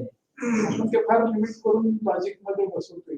लॉजिक किती लॉजिक फारच. त्याच्यावर एक जरा गमतीदार असं एक उदाहरण देतो. आमच्या एका मैत्रिणीने ती म्हणजे मनमोहन देसाईंवर PhD केली युनिव्हर्सिटीतल्या. आणि तिने तिच्या प्रबंधामध्ये असं म्हटलेलं आहे की मनमोहन देसाई हा अतिवास्तववादी दिग्दर्शक होता. दिग्दर्शक तर का, तर तो वेडा आहे का की दारासिंग रस्सीने विमान पाडतो, अमिताभ बच्चन मगर पाणखीवर घेऊन जातो, तिकडून कुठून तरी 2 दिवे येतात आणि त्याच्या आईला दृष्टी प्राप्त होते, किंवा 3 भाऊ एकत्र झोपले आणि आईला रक्तदान करतायत. हे सामान्य प्रेक्षकांना कळत नाही का हा वेडेपणा आहे. हे तो का दाखवतो त्याचा प्रश्न ज्या वेळेला लोकांना पडतो त्यावेळेला, म्हणजे पहिला ज्या वेळेला त्यांनी छलिया सिनेमा केला तो इतका वास्तववादी होता की ज्याच्यामध्ये हा म्हणजे असा जो पोरकटपणा आपण म्हणू त्याला असा कुठेच नव्हता. मग ह्याने हे असे प्रसंग का केले? प्रेक्षक तसे होते म्हणून. तो त्यामध्ये इझम जो आहे तो त्याला कळलेला तो अतिवास्तववाद आहे हा त्याने म्हणला. आणि हा अतिशय चांगला एक हे होता, म्हणजे परसेप्शन तिचं त्या पद्धतीने होतं. हा मनमोहन देसाईचा अतिवास्तववाद अजूनही लोकांपर्यंत त्या अभ्यासिक दृष्टीने पोहोचलेला नाही असं तो होता. कारण आपण ते फार लाईटली घेतलेले आहेत त्यांचे सिनेमा सगळे जे काय आहेत ते, आणि ते दुर्दैव आहे. ते ऍक्सेप्ट झाले ना, लोकांना ते अँटी-लॉजिक आवडतं. हो. मग तुम्ही आता ते पुढल्या वर्षी त्या चित्रपटावर चर्चासत्र घेता की नाही? बरं, तुमच्या बाजूला मुंबई विद्यापीठाचे बनसोडे होते जे विद्यार्थ्यांना नाटक म्हणजे काय ते शिकवतात आणि त्यांच्याकडून अनेक मुद्द्याची शिकून बाहेर पडतात. ऐका तुम्ही आमचे या झाडू झडतीबद्दल तुम्हाला काय वाटतं? एकतर मी थोडस उशीर आलो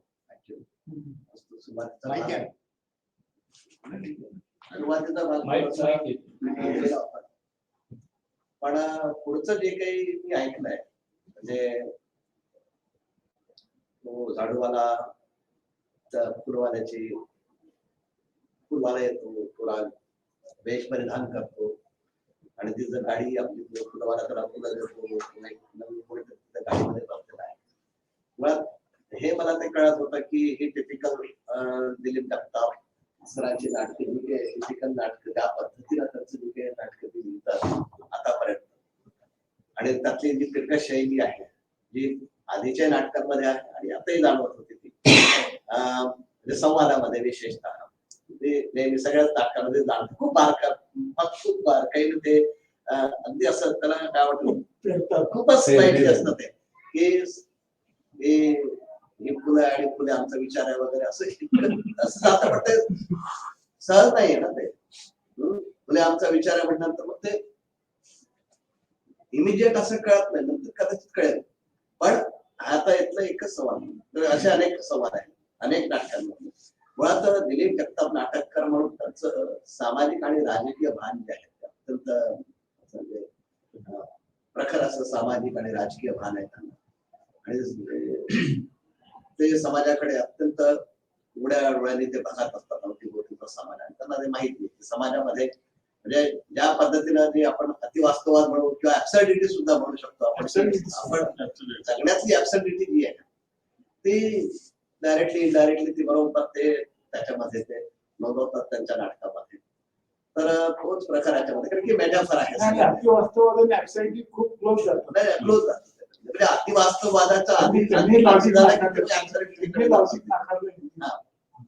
म्हणजे आपल्याकडे जसं आळेकरांची नाटक म्हणजे महापूर सारखं नाटक असेल किंवा महानिर्माण सारखं नाटक असेल ते हळूहळू आपण ते ऍब्सर्डिटीकडे पण जातो. अतिवास्तववादीच आहे ती पण. तर असं ते आहे, कारण ती त्याची टिपिकल शैली आहे सरांची. त्यामुळं त्यांच्या संवादातून ते मेटाफर पुन्हा ती प्रत्येक ज्या पद्धतीला तुमच्यापर्यंत पोहोचणं गरजेचं असतं. आणि पुन्हा अर्थ वेगवेगळे सगळेजण म्हणतात की तुम्ही तुमच्या पद्धतीने अर्थ उलगडत लिहिला पाहिजे. तुम्ही शोध घेतला पाहिजे की मी जर असेल, मी आता माझं सामाजिक राजकीय भान जे आहे किंवा मी ज्या पद्धतीनं किंवा अकॅडमिक्स मध्ये असेल किंवा बाकी सगळ्या मी ज्या पद्धतीनं राजकीय सामाजिक विचार करतो, तर मग मी त्या दृष्टीने बघत असतो त्या नाटकाकडे की मग मला काय काय सांगा. तर अशा पद्धतीनं मला नेमकी ती त्यांच्या सगळीच नाटक जी आहेत त्या पद्धतीनं ते जाणवतं. ते या नाटकामध्ये सुद्धा राजकीय बांधव म्हणजे ते शेवटी होतं, तू राजबीट आहे, तू खासदार आहे, तू मंत्री येतो, काहीच नाही तिथं. पण तिला माहितच नाही ना, तिला असं वाटतं की हा खोटा बोलतोय. पण त्याच्यामध्ये सुद्धा खूप बारकावे आहेत त्या संवादामध्ये सुद्धा की आपल्या राजकीय परिस्थितीमध्ये करप्शन असेल, अनेक गोष्टी येतात. या सगळं कुठे ना कुठे प्रत्यक्ष अप्रत्यक्ष या नाटकामध्ये सुद्धा जे आहे ती टिपिकल सरांची शैली आहे, ते सुद्धा या नाटकात सुद्धा मला जाणवतं. आता या चर्चासत्र समारोह ज्येष्ठ नाटककार प्रेमानंद गजबी करतील.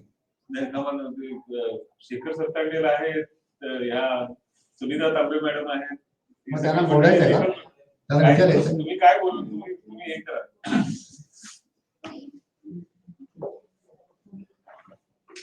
बहुतेक सगळ्यांनी नमस्कार. बहुतेक सगळ्यांनी सगळे बारकावे सांगितलेले आहेत. मी चित्रपट दिग्दर्शक म्हणून या दृष्टीने बघतो तर मला हा रिअलिस्टिक सिनेमा पण वाटतो. माझ्या हा ऍज इट इज जरी रिअलिस्टिक म्हणून पोर्ट्रे केला तरी याच्यामधले सगळे जे गर्भितार्थ जे आहेत त्याला पण नाट्य दृष्टिकोनातून बघताना आपण अतिवास्तववाद मुळातच आता भालचंद्र कुरुलांनी छान मोठ्या दिग्दर्शकाची एक भूमिका सांगितली नाव घेतली. तशा पद्धतीनं जरी हा झाला तरी मग चित्रपट म्हणा म्हणजे गोष्ट म्हणजे यशस्वी सिनेमाकडे जाऊ शकतो. हा योग्य पद्धतीनं जर का मांडला कोणी मग तर मी नाटकावरून सिनेमाकडे येतो पण माझ्या माध्यमाकडे आला खेचला त्याच्यात काहीच त्रास होणार नाही. म्हणजे जर का देसाईंची शैली आपण जर का अतिवास्तववादाची धरली तर त्या पद्धतीनं हे म्हणजे थोडक्यात काय तर लेखकाला जे ह्यातून मांडायचं आहे ते कुठेही गाजावाजा न करता आणि मगाशी जशी सुरुवात केली तुम्ही सर की कुठेही बोजड शब्द नाही, साधे शब्द. ही कॅरेक्टर्स पण तशीच आहे सगळी जी त्या विषयाला मुद्दा मला वाटतं छान तिला मराठी दिलेलं आहे. तिचं जे छान आहे तिचं म्हणजे गळेचं आहे, सुंदर आहे. त्या झाडूवाल्यांची भाषा जी आहे ती एकाची अशी आहे आणि दुसऱ्याची परत अतिशय साधी ठेवली. तर तो विरोधाभास त्यांनी कुठेतरी दिग्दर्शकीय दृष्टिकोनातून मला तो दिसतो. दोन कॅरेक्टर्सचा समोर सारखा कॉन्ट्रास्ट आहे. दोघे झाडूवाले एकाच भाषेत का नाही बोलत किंवा ती आल्यानंतर तिच्याकडे सौंदर्य ठेवले, ते स्त्रीचं सौंदर्य ठेवले शिवाय ती तशी रिप्रेझेंट करणार. गणिका जर का असेल तर ती सुंदर असली पाहिजे. मला असं वाटतं तिच्या त्या भाषेमध्ये ते सौंदर्य लेखकांना ठेवलेलं आहे. तिच्याकडे रफ नाही, कारण गणिका तुम्ही काही चित्रपटांत वगैरे अशा रफ आहे कॅर आहे वगैरे वगैरे बघितलेले तिच्याकडे हो ना. इथे अतिशय गोडवा ठेवल्या म्हणजे ही तुम्हाला म्हणजे की तुम्हाला वसंत सेनेसारखी गणिका वाटते का असं मला वाटायला लागलं. मराठीमध्ये अतिशय सुंदर भाग रखवालदारी भाषेमध्ये आलेला तो आपली ड्युटी करतोय तो सगळ्या प्रकार केला. बाकी सगळं तुम्ही ऐकलेलं सर ते परत विवेचन काय करू माझ्या माध्यमाकडून मी जेव्हा ही स्क्रिप्ट म्हणून बघतो तर ती मला अगदी व्यावसायिक चित्रपटाची स्क्रिप्ट आहे. पण प्रश्न आमच्या माध्यमातून काही ठोकताळ्यांनी ती कशी मांडावी असेल, पण लेखकांनी आम्हाला दिलेली असं मला वाटतं. तर उत्तम आहे, एका चांगल्या म्हणजे ह्या नाट्यवाचनासाठी आम्हाला आमंत्रित केलं त्याबद्दल मी आयोजकांचं पुढाऱ्यांचं आभारी आहे. थँक्यू. अजून कोणाला विचारायचं? माझे मित्र उपस्थित आहेत, डोंगरे सर. ते रिटायर्ड प्रिन्सिपल आहेत आणि उत्तम चित्रकार आहेत. नमस्कार. नाटक वगैरे हे पाहणं, मी एक प्रेक्षक म्हणून आता बोलत आहे, कारण मी नाटक काही गेलेलं नाही. ज्या वेळेला मी झाडू झडती हे नाव ऐकलं त्यावेळेला माझ्या याच्यामध्ये क्रिएशन चालू झालं. झाडू झडती हे नाव त्यांनी सहज का त्याच्यामध्ये निवडलं, तर त्याच्या मागचा हेतू, मी एक क्रिएटिव्ह माणूस आहे, मी आर्टिस्ट आहे, मी रिअलिस्टिकही करतो, वास्तववादी करतो, क्रिएटिव्ह देखील करतो, ऍब्स्ट्रॅक्ट देखील करतो. तुम्ही म्हणाल क्रिएटिव्ह वास्तववादी हा जो प्रकार जो आहे ना नाटकामध्ये देखील आहे. मग तो कसा? तर जगताप साहेबांनी जे काही लिखाण केलेले ते सहज केलेले, ते स्वतःला त्याच्यात क्रिएटिव्हिटी ओतलेली आहे असं माझा एक दृष्टिकोन आहे. आणि ते स्वतः पात्र म्हणून तिथं स्वतःला ओवून घेतलेलं आहे आणि हे तयार झालेले असं काही शब्द वगैरे जे आहेत कदाचित आपल्या कानाला ते घोषतात काही शब्द. कारण का तर ते शब्द त्या झाडूवाल्याचे आहेत, म्हणजे ते पात्र आहे, ते पात्र तसं बोलतंय. काही वेळेला घाशीराम कोतवाल किंवा काही असे याच्यामध्ये काही एक वेगळे शब्द वगैरे वापरले, त्याच्यावर बंदी देखील आली. परंतु असे जे शब्द आहेत का एवढे काय विचित्र शब्द त्याच्यात नाही. एखादा एक शब्द आलेला आहे तो मी नंतर बोलेन. परंतु मला काय म्हणायचंय की ही पात्र जी आहेत ना, ही पात्र त्यांनी बरोबर तिथं वठवलेली आहेत आणि सत्य आहे ती अति रिअलिस्टिक आहे. दालींचं जेव्हा इथं उदाहरण दिलं, बरं मला वाटतं इथं चित्रकारांचंच उदाहरण फार आली, मला आतून ना टोचत होती. कारण काय होतं, मी रिअलिस्टिक देखील करतो, परंतु माझं आता 2017ला एक्झिबिशन झालं. मी आपल्या इंडियन लोकांसाठी वास्तववादी चित्रांचं मी एक्झिबिशन केलं. ते का केलं तर त्याच्यामागे कदाचित याच्यात उकल होईल का आपण लोक आहेत ना, आपण असं नको त्या गडबडीत जायला तयार नाही, सहज जगता येईल का पाहतो आपण. पण जगताप साहेबांनी काय केलेले तुमच्या लक्षात आलं असेल सर्व. वेंगुर्लेकर साहेबांनी देखील सांगितलं की मला ते कळलं नाही असं नाही, त्यातला जो गाभा आहे तो त्यांना समजलेला आहे, परंतु तो विस्तृत होण्यासाठी ऍब्स्ट्रॅक्ट आहे तो, त्याच्यावर आपल्याला वाचन करावं लागेल. एखादा सुद्धा काळा पडदा आहे, त्या काळ्या पडद्यावर जर आपण 1 तास 2 तास 4 तास जर पाहत राहिलं तर कदाचित मला वाटतं मला वेगळं दिसेल, जगताप साहेबांना वेगळं दिसेल, वेंगुर्लेकर साहेबांना वेगळं दिसेल, पण तिथे त्या काळ्या पडद्यावर दिसणार म्हणजे दिसणार. माझी याच्याबद्दल ठाम हे आहे, मत आहे, जर आपण आपल्याला जे हवंय ते काळ्या पडद्यावर जर तुम्ही पाहिलं तर तुम्हाला नक्कीच मिळणार, त्याचं उत्तर नक्कीच मिळणार. दुसरा एक मी तुम्हाला उदाहरण सांगतो. मी जेव्हा पेंटिंग तयार करायला सुरुवात करतो, मला फक्त ते 30-40% मी एक्सेप्ट केलेलं असतं. फक्त पेंटिंग करताना मी त्याच्यावर सर्वात प्रथम ओम नमो शिवाय असं लिहितो, ब्रशने लिहितो, आणि पेंटिंग करायला सुरुवात केल्यानंतर ते 100% पेक्षा पुढे गेलेलं असतं. मग हे का होतं मला वेंगुर्लेकर साहेबांना सांगायचे, कारण काय असतं माहिती का, आपण त्या मार्गाने जायचं असतं. सरळ मार्गाने जायचे का, आपल्याला गुळगुळीत रस्ता आहे, डांबरी रस्ता आहे, अहो गाडी मस्त जाते, ती आपल्याला लक्षात येत, मग ती कधी घसरते ना ते समजत नाही. पण खडबडीत रस्त्यावरनं जसं साहेबांचं चाललंय ना, जगताप साहेब कसं होतं, हा काहीतरी वेगळा, जगापेक्षा वेगळा विषय निवडतात आणि त्या विषयामुळं समाजाला किंवा जो काय प्रेक्षक आहे त्या प्रेक्षकाला प्रश्नात टाकतो आणि त्याला वेगवेगळी त्याची उत्तरं मिळतात. ती प्रत्येकाची उत्तरं वेगळी असतात.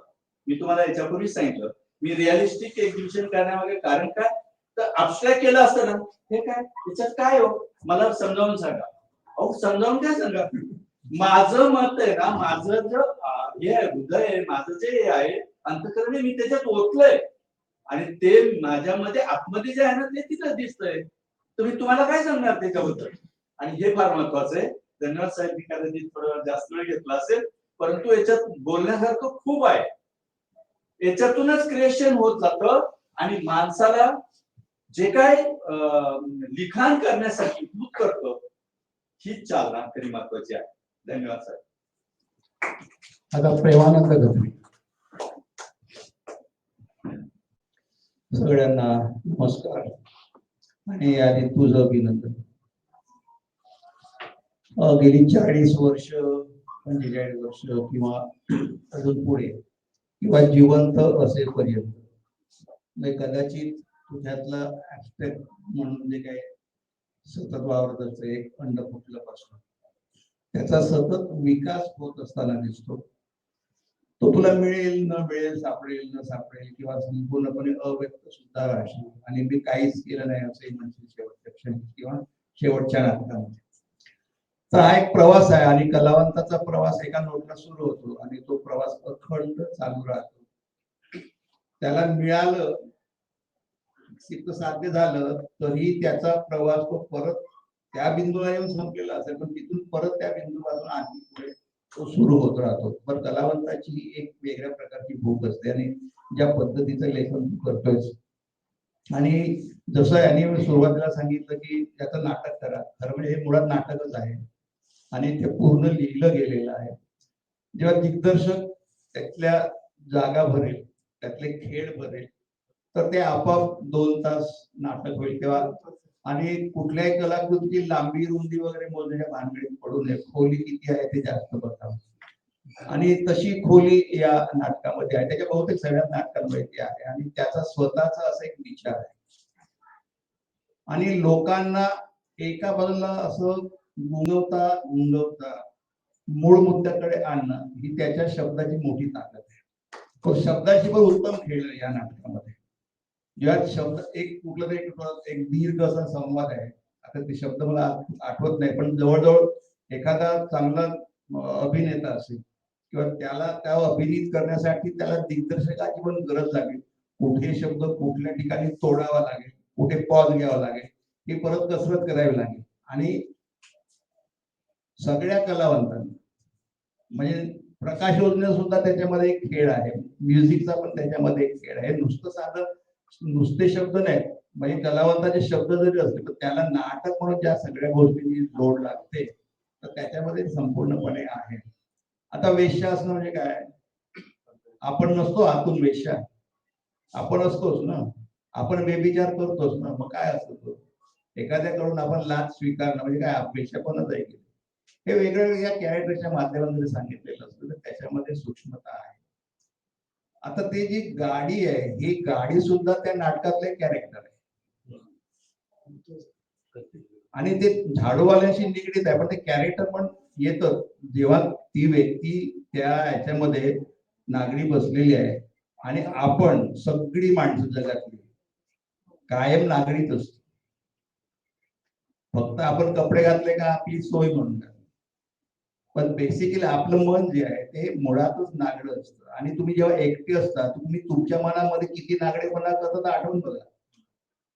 तर ही सगळी सूक्ष्म जागे त्याच्यामध्ये आणि माणसाच्या मनाचे व्यवहार हे संपूर्ण या नाटकामध्ये आलेले आहेत आणि त्यामुळे तुझं अभिनंदन करायला हरकत नाही. तुझं नाटक कोण बसवेल, खूप मुद्दे निघाले या निमित्तानं परीक्षकापासून तर सगळ्या गोष्टींच्या बद्दल.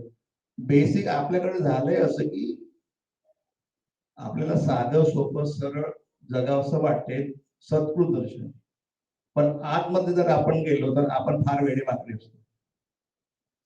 प्रत्येकाने आठवून बघायचं, म्हणजे याच्या शब्दांच्या बरोबर जर गेला तरी तुम्हाला त्यातल्या गोष्टी कळतील. आतून आपण जे काही व्यक्त करत नाही समोरच्या मित्रांच्या बरोबर, पण मनातल्या मनामध्ये अनेक गोष्टी अशा येतात, एकमेकांच्या विरोधातल्या गोष्टी कटकारस्थान येतात, काय येत नाही. कधी कधी बायकोच्या बद्दल सुद्धा आपल्या मनामध्ये कटकारच असतात आणि जसं पुरुषाच्या मनामध्ये असतं तसं स्त्रीच्याही मनामध्ये असतं. हे इतकं विक्षिप्त आहे आणि अतिवास्तवाचा मुद्दा असं आहे की आपण सततच अतिवास्तववादी जगतच असतो. फक्त समोरच्या माणसांना ते बरं वाटणार नाही म्हणून कदाचित आपण स्वतःला सांभाळत, काही सामाजिक संकेत तयार झाले, परंपरेने काही गोष्टी निर्माण झाल्या, आपण परत स्वतःला पूर्णपणे व्यक्त करत नाही, लपून काही गोष्टी करतो. तर आतलं जे नागडेपण आहे ते या नाटकामध्ये संपूर्णपणे आलेलं आहे.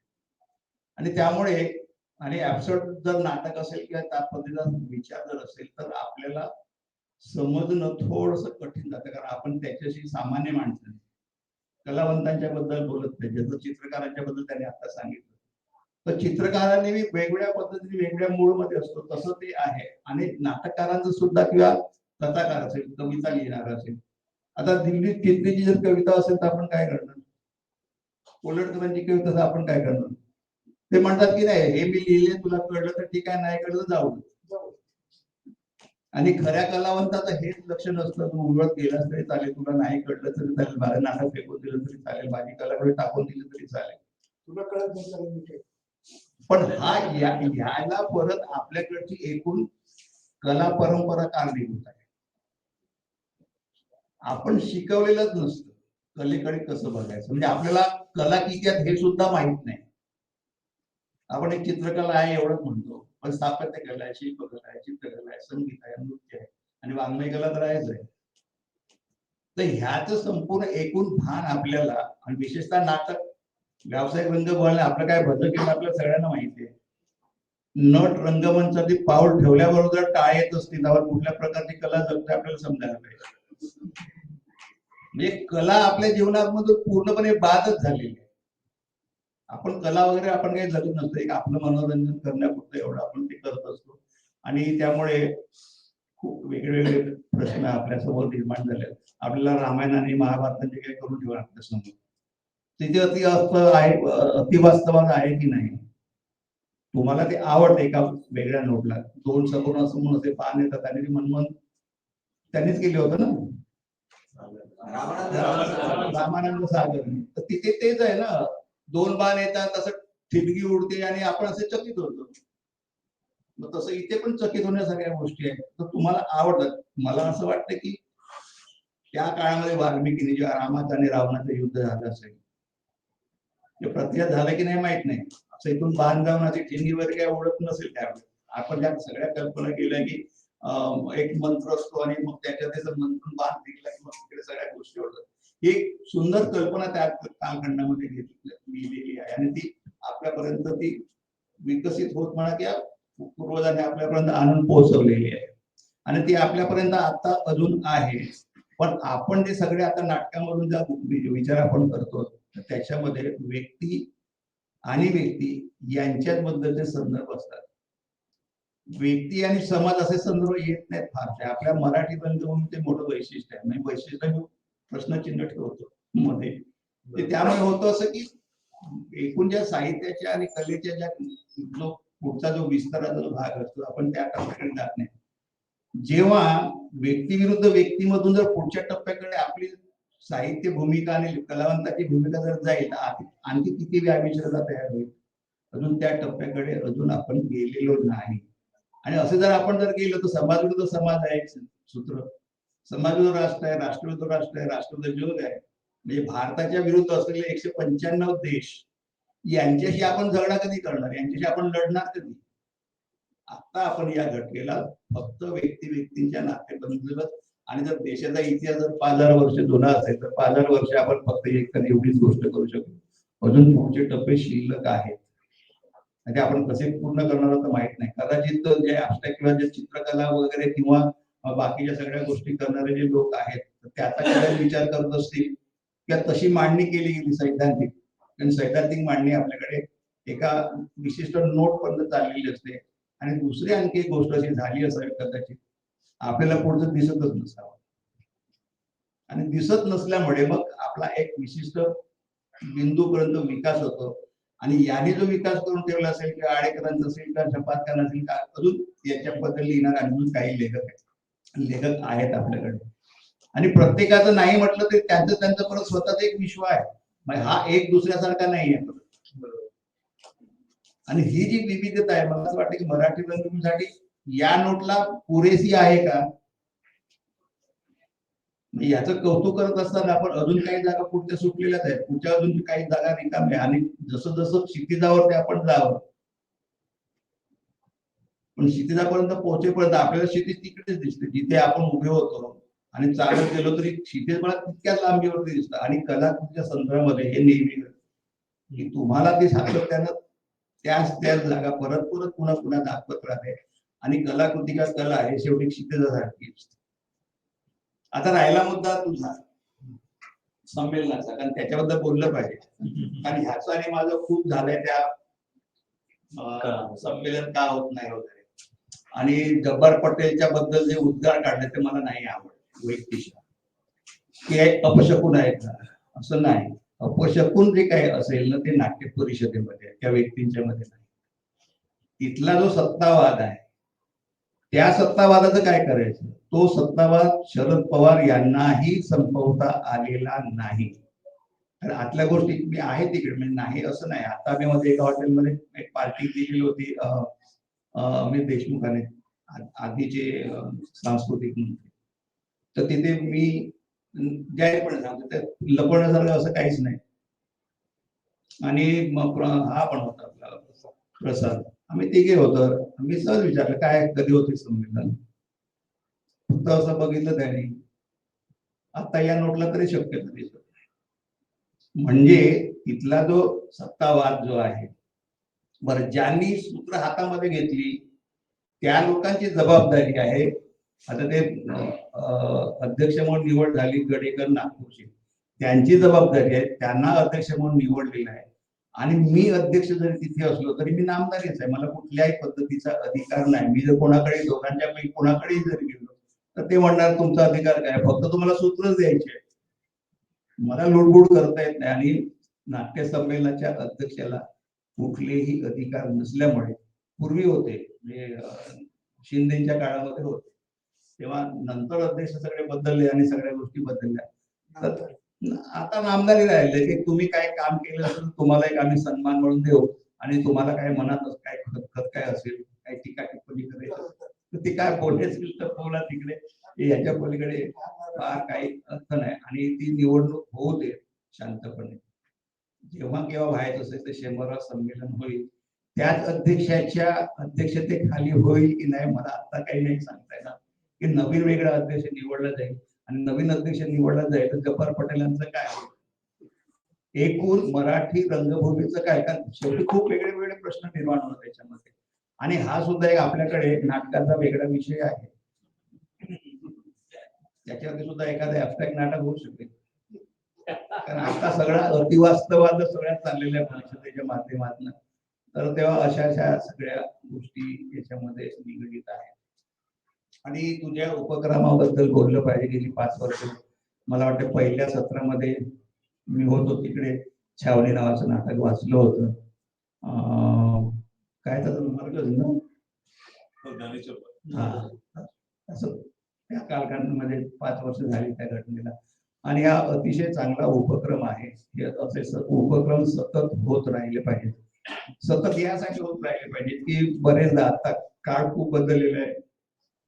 आणि नाटक बघायला जावं की नाही जावं, कसं बघावं, कुठे बघावं, बुकिंग होत नाही नाटकांना. त्यामुळे नवीन नाटक येत पण नाही. आणि या पद्धतीनं आणि यातून राज्य नाट्य स्पर्धा म्हणजे अशा माणसांसाठी तर फार आवश्यक आहे कार्यशाळा होणं. हे काय प्रशांत दामलेच्या पटडीतलं नाटक नाही. आणि प्रशांत दामलेसारखा म्हणून इतका लोकप्रिय नट असताना या माणसाने कधीतरी प्रयत्न करून बघायला पाहिजे असं एखादं वेगळं चाकोरीच्या पलीकडचं काहीतरी करून बघणं. पण आपल्याकडची पद्धत अशी आहे की त्यांनी जर नाटक हे जर समजा करायला घेत आपण कल्पनाच करूया नुसती म्हणजे अतिवास्तवादी कल्पना करूया तर प्रेक्षक कोणी बघायला येईल की नाही पहिल्या अंकामधून पळून जाईल पाहिजे. अशी आपल्याकडची एक परिस्थिती आहे. आणि यातून 7 दिवस सोपं काम नाही. 7 नाटकांना निवडणं ते निवडलं नाही काय दमचॅक झालं मला माहिती आहे. आणि परत त्यासाठी प्रत्येक संवादक आणखी वेगळा. आम्ही बोधीच्या माध्यमातून आतापर्यंत 30 नाटकाच्या कार्यशाळा घेतल्या आणि जवळपास 150 नाटकांचं वाचन. त्याच्यामध्ये होतं त्याच्यात तुकाराम कोळ्याची पोर पुस्तक आता प्रकाशित झालेलं आहे. तर हे उपक्रम बरं कार्यशाळांचं गंमत अशी आहे की दुबेने घेतली, नंतर थिएटर अकॅडमीने घेतली, परत दुबेने बांद्र्यामध्ये काय लोकांच्या बरोबर घेतली, हा जो प्रवास आहे आणि लोकांचं म्हणणं असं असतं की खरोखरच का नाटककार तयार होतात, इतरांना काही भान येईल या चर्चेमधून काही मुद्दे मिळतील, आपणही व्यक्त व्हावं, म्हणजे अनेकांना वाटतं आपण व्यक्त झालं पाहिजे पण त्यांना सूत्र मिळत नाही. पण चर्चेमधून ही चर्चा काही या नाटककारासाठी नसते असं मी म्हणतो, ती चर्चा असते इतरांच्यासाठी जे नवीन नवोदित किंवा विचार करू शकणारे असतात, तर त्यांना असं पर्सन टू पर्सन शिकवण्यापेक्षा ही जी सूत्र याच्याबद्दल बोलता बोलता व्यक्त होतात किंवा काय करावं किंवा एखाद्याचं नाटक ऐकलं त्याला जर विनोदी नाटकाचा पिंड असेल त्या माणसाचं, याच्यामध्ये विनोदी नाटक पण वाचलं गेलं असेल, मला माहित नाही कुठली कुठली होती, तर त्या पद्धतीची त्या जॉनरचं काहीतरी प्रेक्षकांच्या पर्यंत किंवा कलावंतांच्या पर्यंत विचार इतरांच्या पर्यंत पेरत राहणे. आणि मला असं वाटतं की कलेची ही जबाबदारी आहे, मी कलेची जबाबदारी असं म्हणतो, कलावंताच्या माध्यमातून जातो ही जबाबदारी कलेची आहे, कारण त्याच्याशिवाय कलेचा विस्तार होत नाही, नवीन नवीन गोष्टी मिळत नाही आणि अशा मिळत राहणं. आणि तुझं काय करतोस त्याच्याबद्दल तुला शुभेच्छा आणि दुसऱ्या प्रवासासाठी शुभेच्छा, पुढचा जो प्रवास आहे तेव्हा. आणि या निमित्तानं तू माझी आठवण ठेवलीस, मलाही याचं नाटक ऐकता आलं समोरासमोर, त्याचा एक आनंद. आणि हा खूप वर्षांनी मला भेटला, हा एक आनंद. आणि खरं तर हा नाट्य समीक्षक असं तुम्ही म्हणता, पण हा नाट्य समीक्षक नाही आहे, हा कलावंतच आहे. म्हणजे याची काळ्या बंबाळ, अंधारी आणि घोटभर पाणी असं अनेकदा स्पर्धा झालेल्या आहे. कधी हा पहिला आलेला आहे, कधी असं सगळं झालेलं आहे. परंतु काळाच्या बरोबर काही गोष्टी, काही भूमिका बदलतात, तशी त्यांनी भूमिका बदलली आणि एक समीक्षकाची भूमिका, त्याची समीक्षा जे वाचत असतील त्यांच्यासाठी हा वेगळ्या पद्धतीचा खुराक असेल. कमलाकर नाटकं समीक्षा वाचण्याचा वेगळा खुराक असेल, माधव मनोरांची समीक्षा वाचण्याचा वेगळा खुराक असेल. विविध गोष्टी आपल्याला विविध पद्धतीने आपल्यापर्यंत येत राहणार. जे बहुमुखी विकास व्हायचा असेल तर बहुमुखी सगळ्या गोष्टी असल्या पाहिजे. एकमुखी केंद्राच्या सत्तेसारखी असू नये, प्रभावित राहावी अशी इच्छा व्यक्त करतो आणि थांबतो. या चर्चा सत्राचं फलित काय, तर एक जगताप सरांचं आपण नाटक वाचलं आणि दुसरं नाट्य संमेलनाध्यक्षाच्या बद्दल जे विचार त्यांनी मांडले सतांतराबद्दल ते ऐकायला मिळाले. मी पत्रकार असल्यामुळे प्रेमा मला एक चांगली बातमी मिळालेली आहे. परवाच्या पेपरमध्ये, आज माझी डेडलाईन गेलेली आहे, परवाच्या पेपरमध्ये मी तुझी छापणार आहे. मला बघायचं आहे की कशी चर्चा तयार होते. माझा जब्बार पटलांवर विरोध नाहीये, जी चर्चा नाट्य वर्तुळात चाललेली आहे, नाही जब्बार पटलांची जी चर्चा अशी आहे म्हणजे असे नाट्यकर्मी मला भेटलेले आहेत की त्यांनी काय नाटक केलं, त्यांनी फक्त पिक्चर केले आणि शासनाच्या मदतीने आंबेडकरांचं पिक्चर केलं, बाकी काय केलं हा वादाचा मुद्दा आहे, परिसराचा विषय होऊ शकतो. बरं ठीक आहे. दुसरं मला सांगावं असं वाटतं, आज आपण झाडू धरती नाटक बघितलं आणि आज दोन दिग्दर्शक आहेत, वेंगुर्लेकर आणि श्याम माधवराव. त्या तिन्ही दिग्दर्शकांनी हे नाटक बसवावं आणि त्याचा एक प्रयोग, प्रत्येकाचे व्हिज्युअलाइज काय आणि सरांच्या मनातलं काय हे आम्हाला पाहायला आवडेल असं मला वाटतंय. किंवा इथे प्रयोग करा, आमचं म्हणणं नाहीये, पण त्या तिन्ही दिग्दर्शकांच्या अँगल मधून त्यांना काय सूचित करायचं, त्यांना काय अभिप्रेत आहे, म्हणजे जगताप सरांचं जे अभिप्रेत आहे ते त्याला अभिप्रेत होतं का वेगळं आहे ते पाहायला मला आवडेल.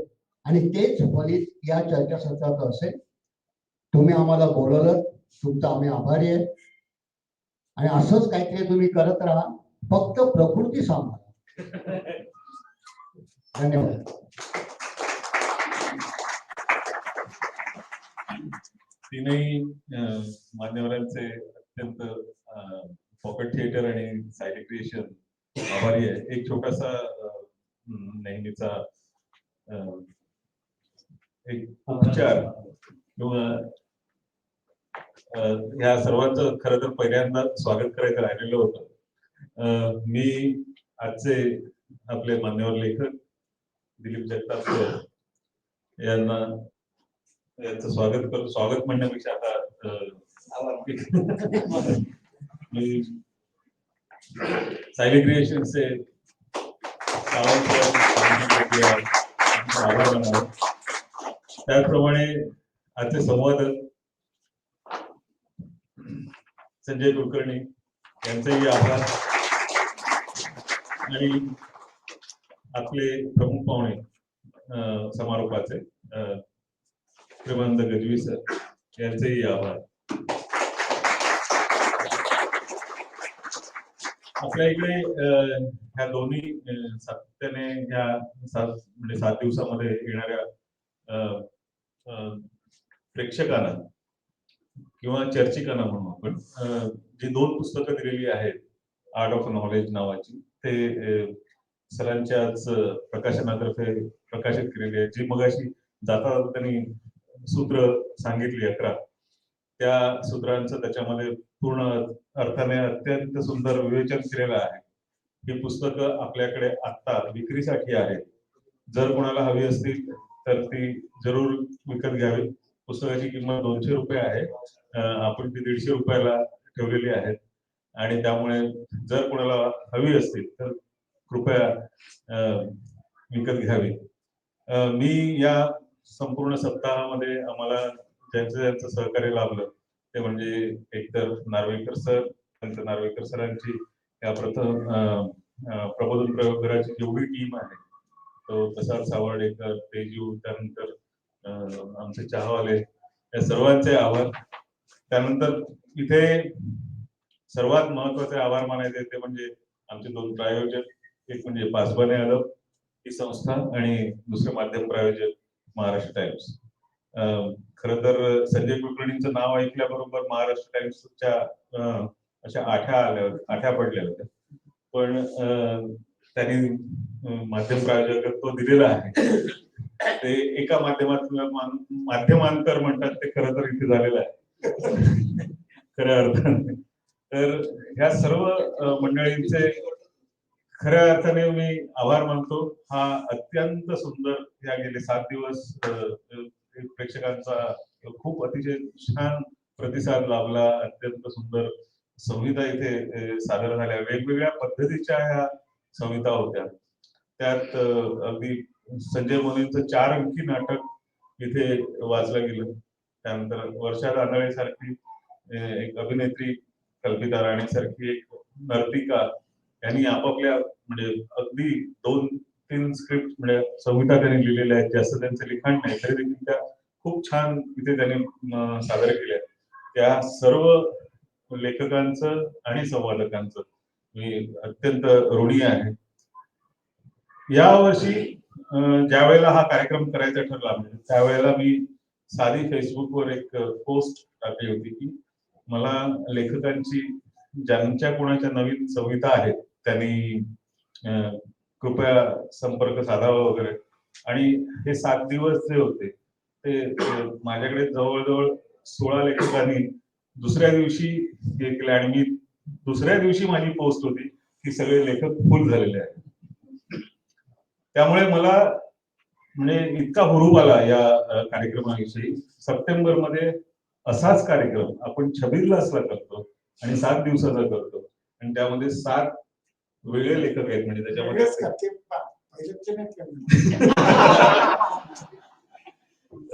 शेखर सरतांडेल आहेत, त्यांनी मालवणी त्यांची स्क्रिप्ट आहे. त्यानंतर डॉक्टर विजय देशमुख आहेत, गजेंद्र अहिरे आहेत, अर्चना केळकर देशमुख आहेत. अशी अनेक छान छान लेखक आहेत. त्याच्यामध्ये ज्ञानेश्वर मर्गज आहे म्हणजे नवीन लेखकांपैकी. तर असे खूप छान पद्धतीने हा छबिलदासचा पुढचा कार्यक्रम सप्टेंबरमध्ये म्हणजे साधारण गणपती आणि ह्या सगळ्या याच्यामध्ये गेल्यानंतर जो काही पितृ पंधरवडा वगैरे होतो तो आमच्यासाठी खास दादरमध्येच. तर त्यामुळे जुन्या छबिलदास मध्ये नाही पण ते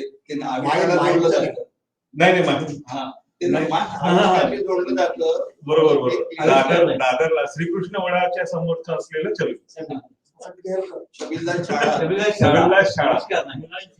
छबिलदास मुलांची शाळा या इथे आयोजित केलेला आहे त्यावेळेला त्यामुळे या सर्व प्रेक्षकांना पुन्हा परत विनंती, इथे अनेक मान्यवर सातत्याने आले. NSD चा सुनील चव्हाण आलेला आहे इथे. तो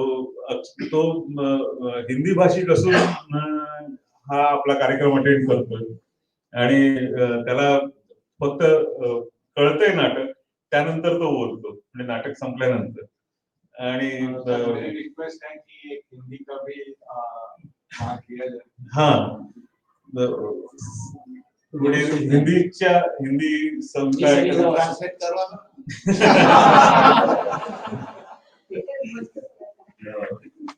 दिवाकर मोहितेंसारखे नाट्यकर्मी आहेत, पंकज आहे, त्यानंतर शिखर सत्ताटेकर आहेत आणि इकडे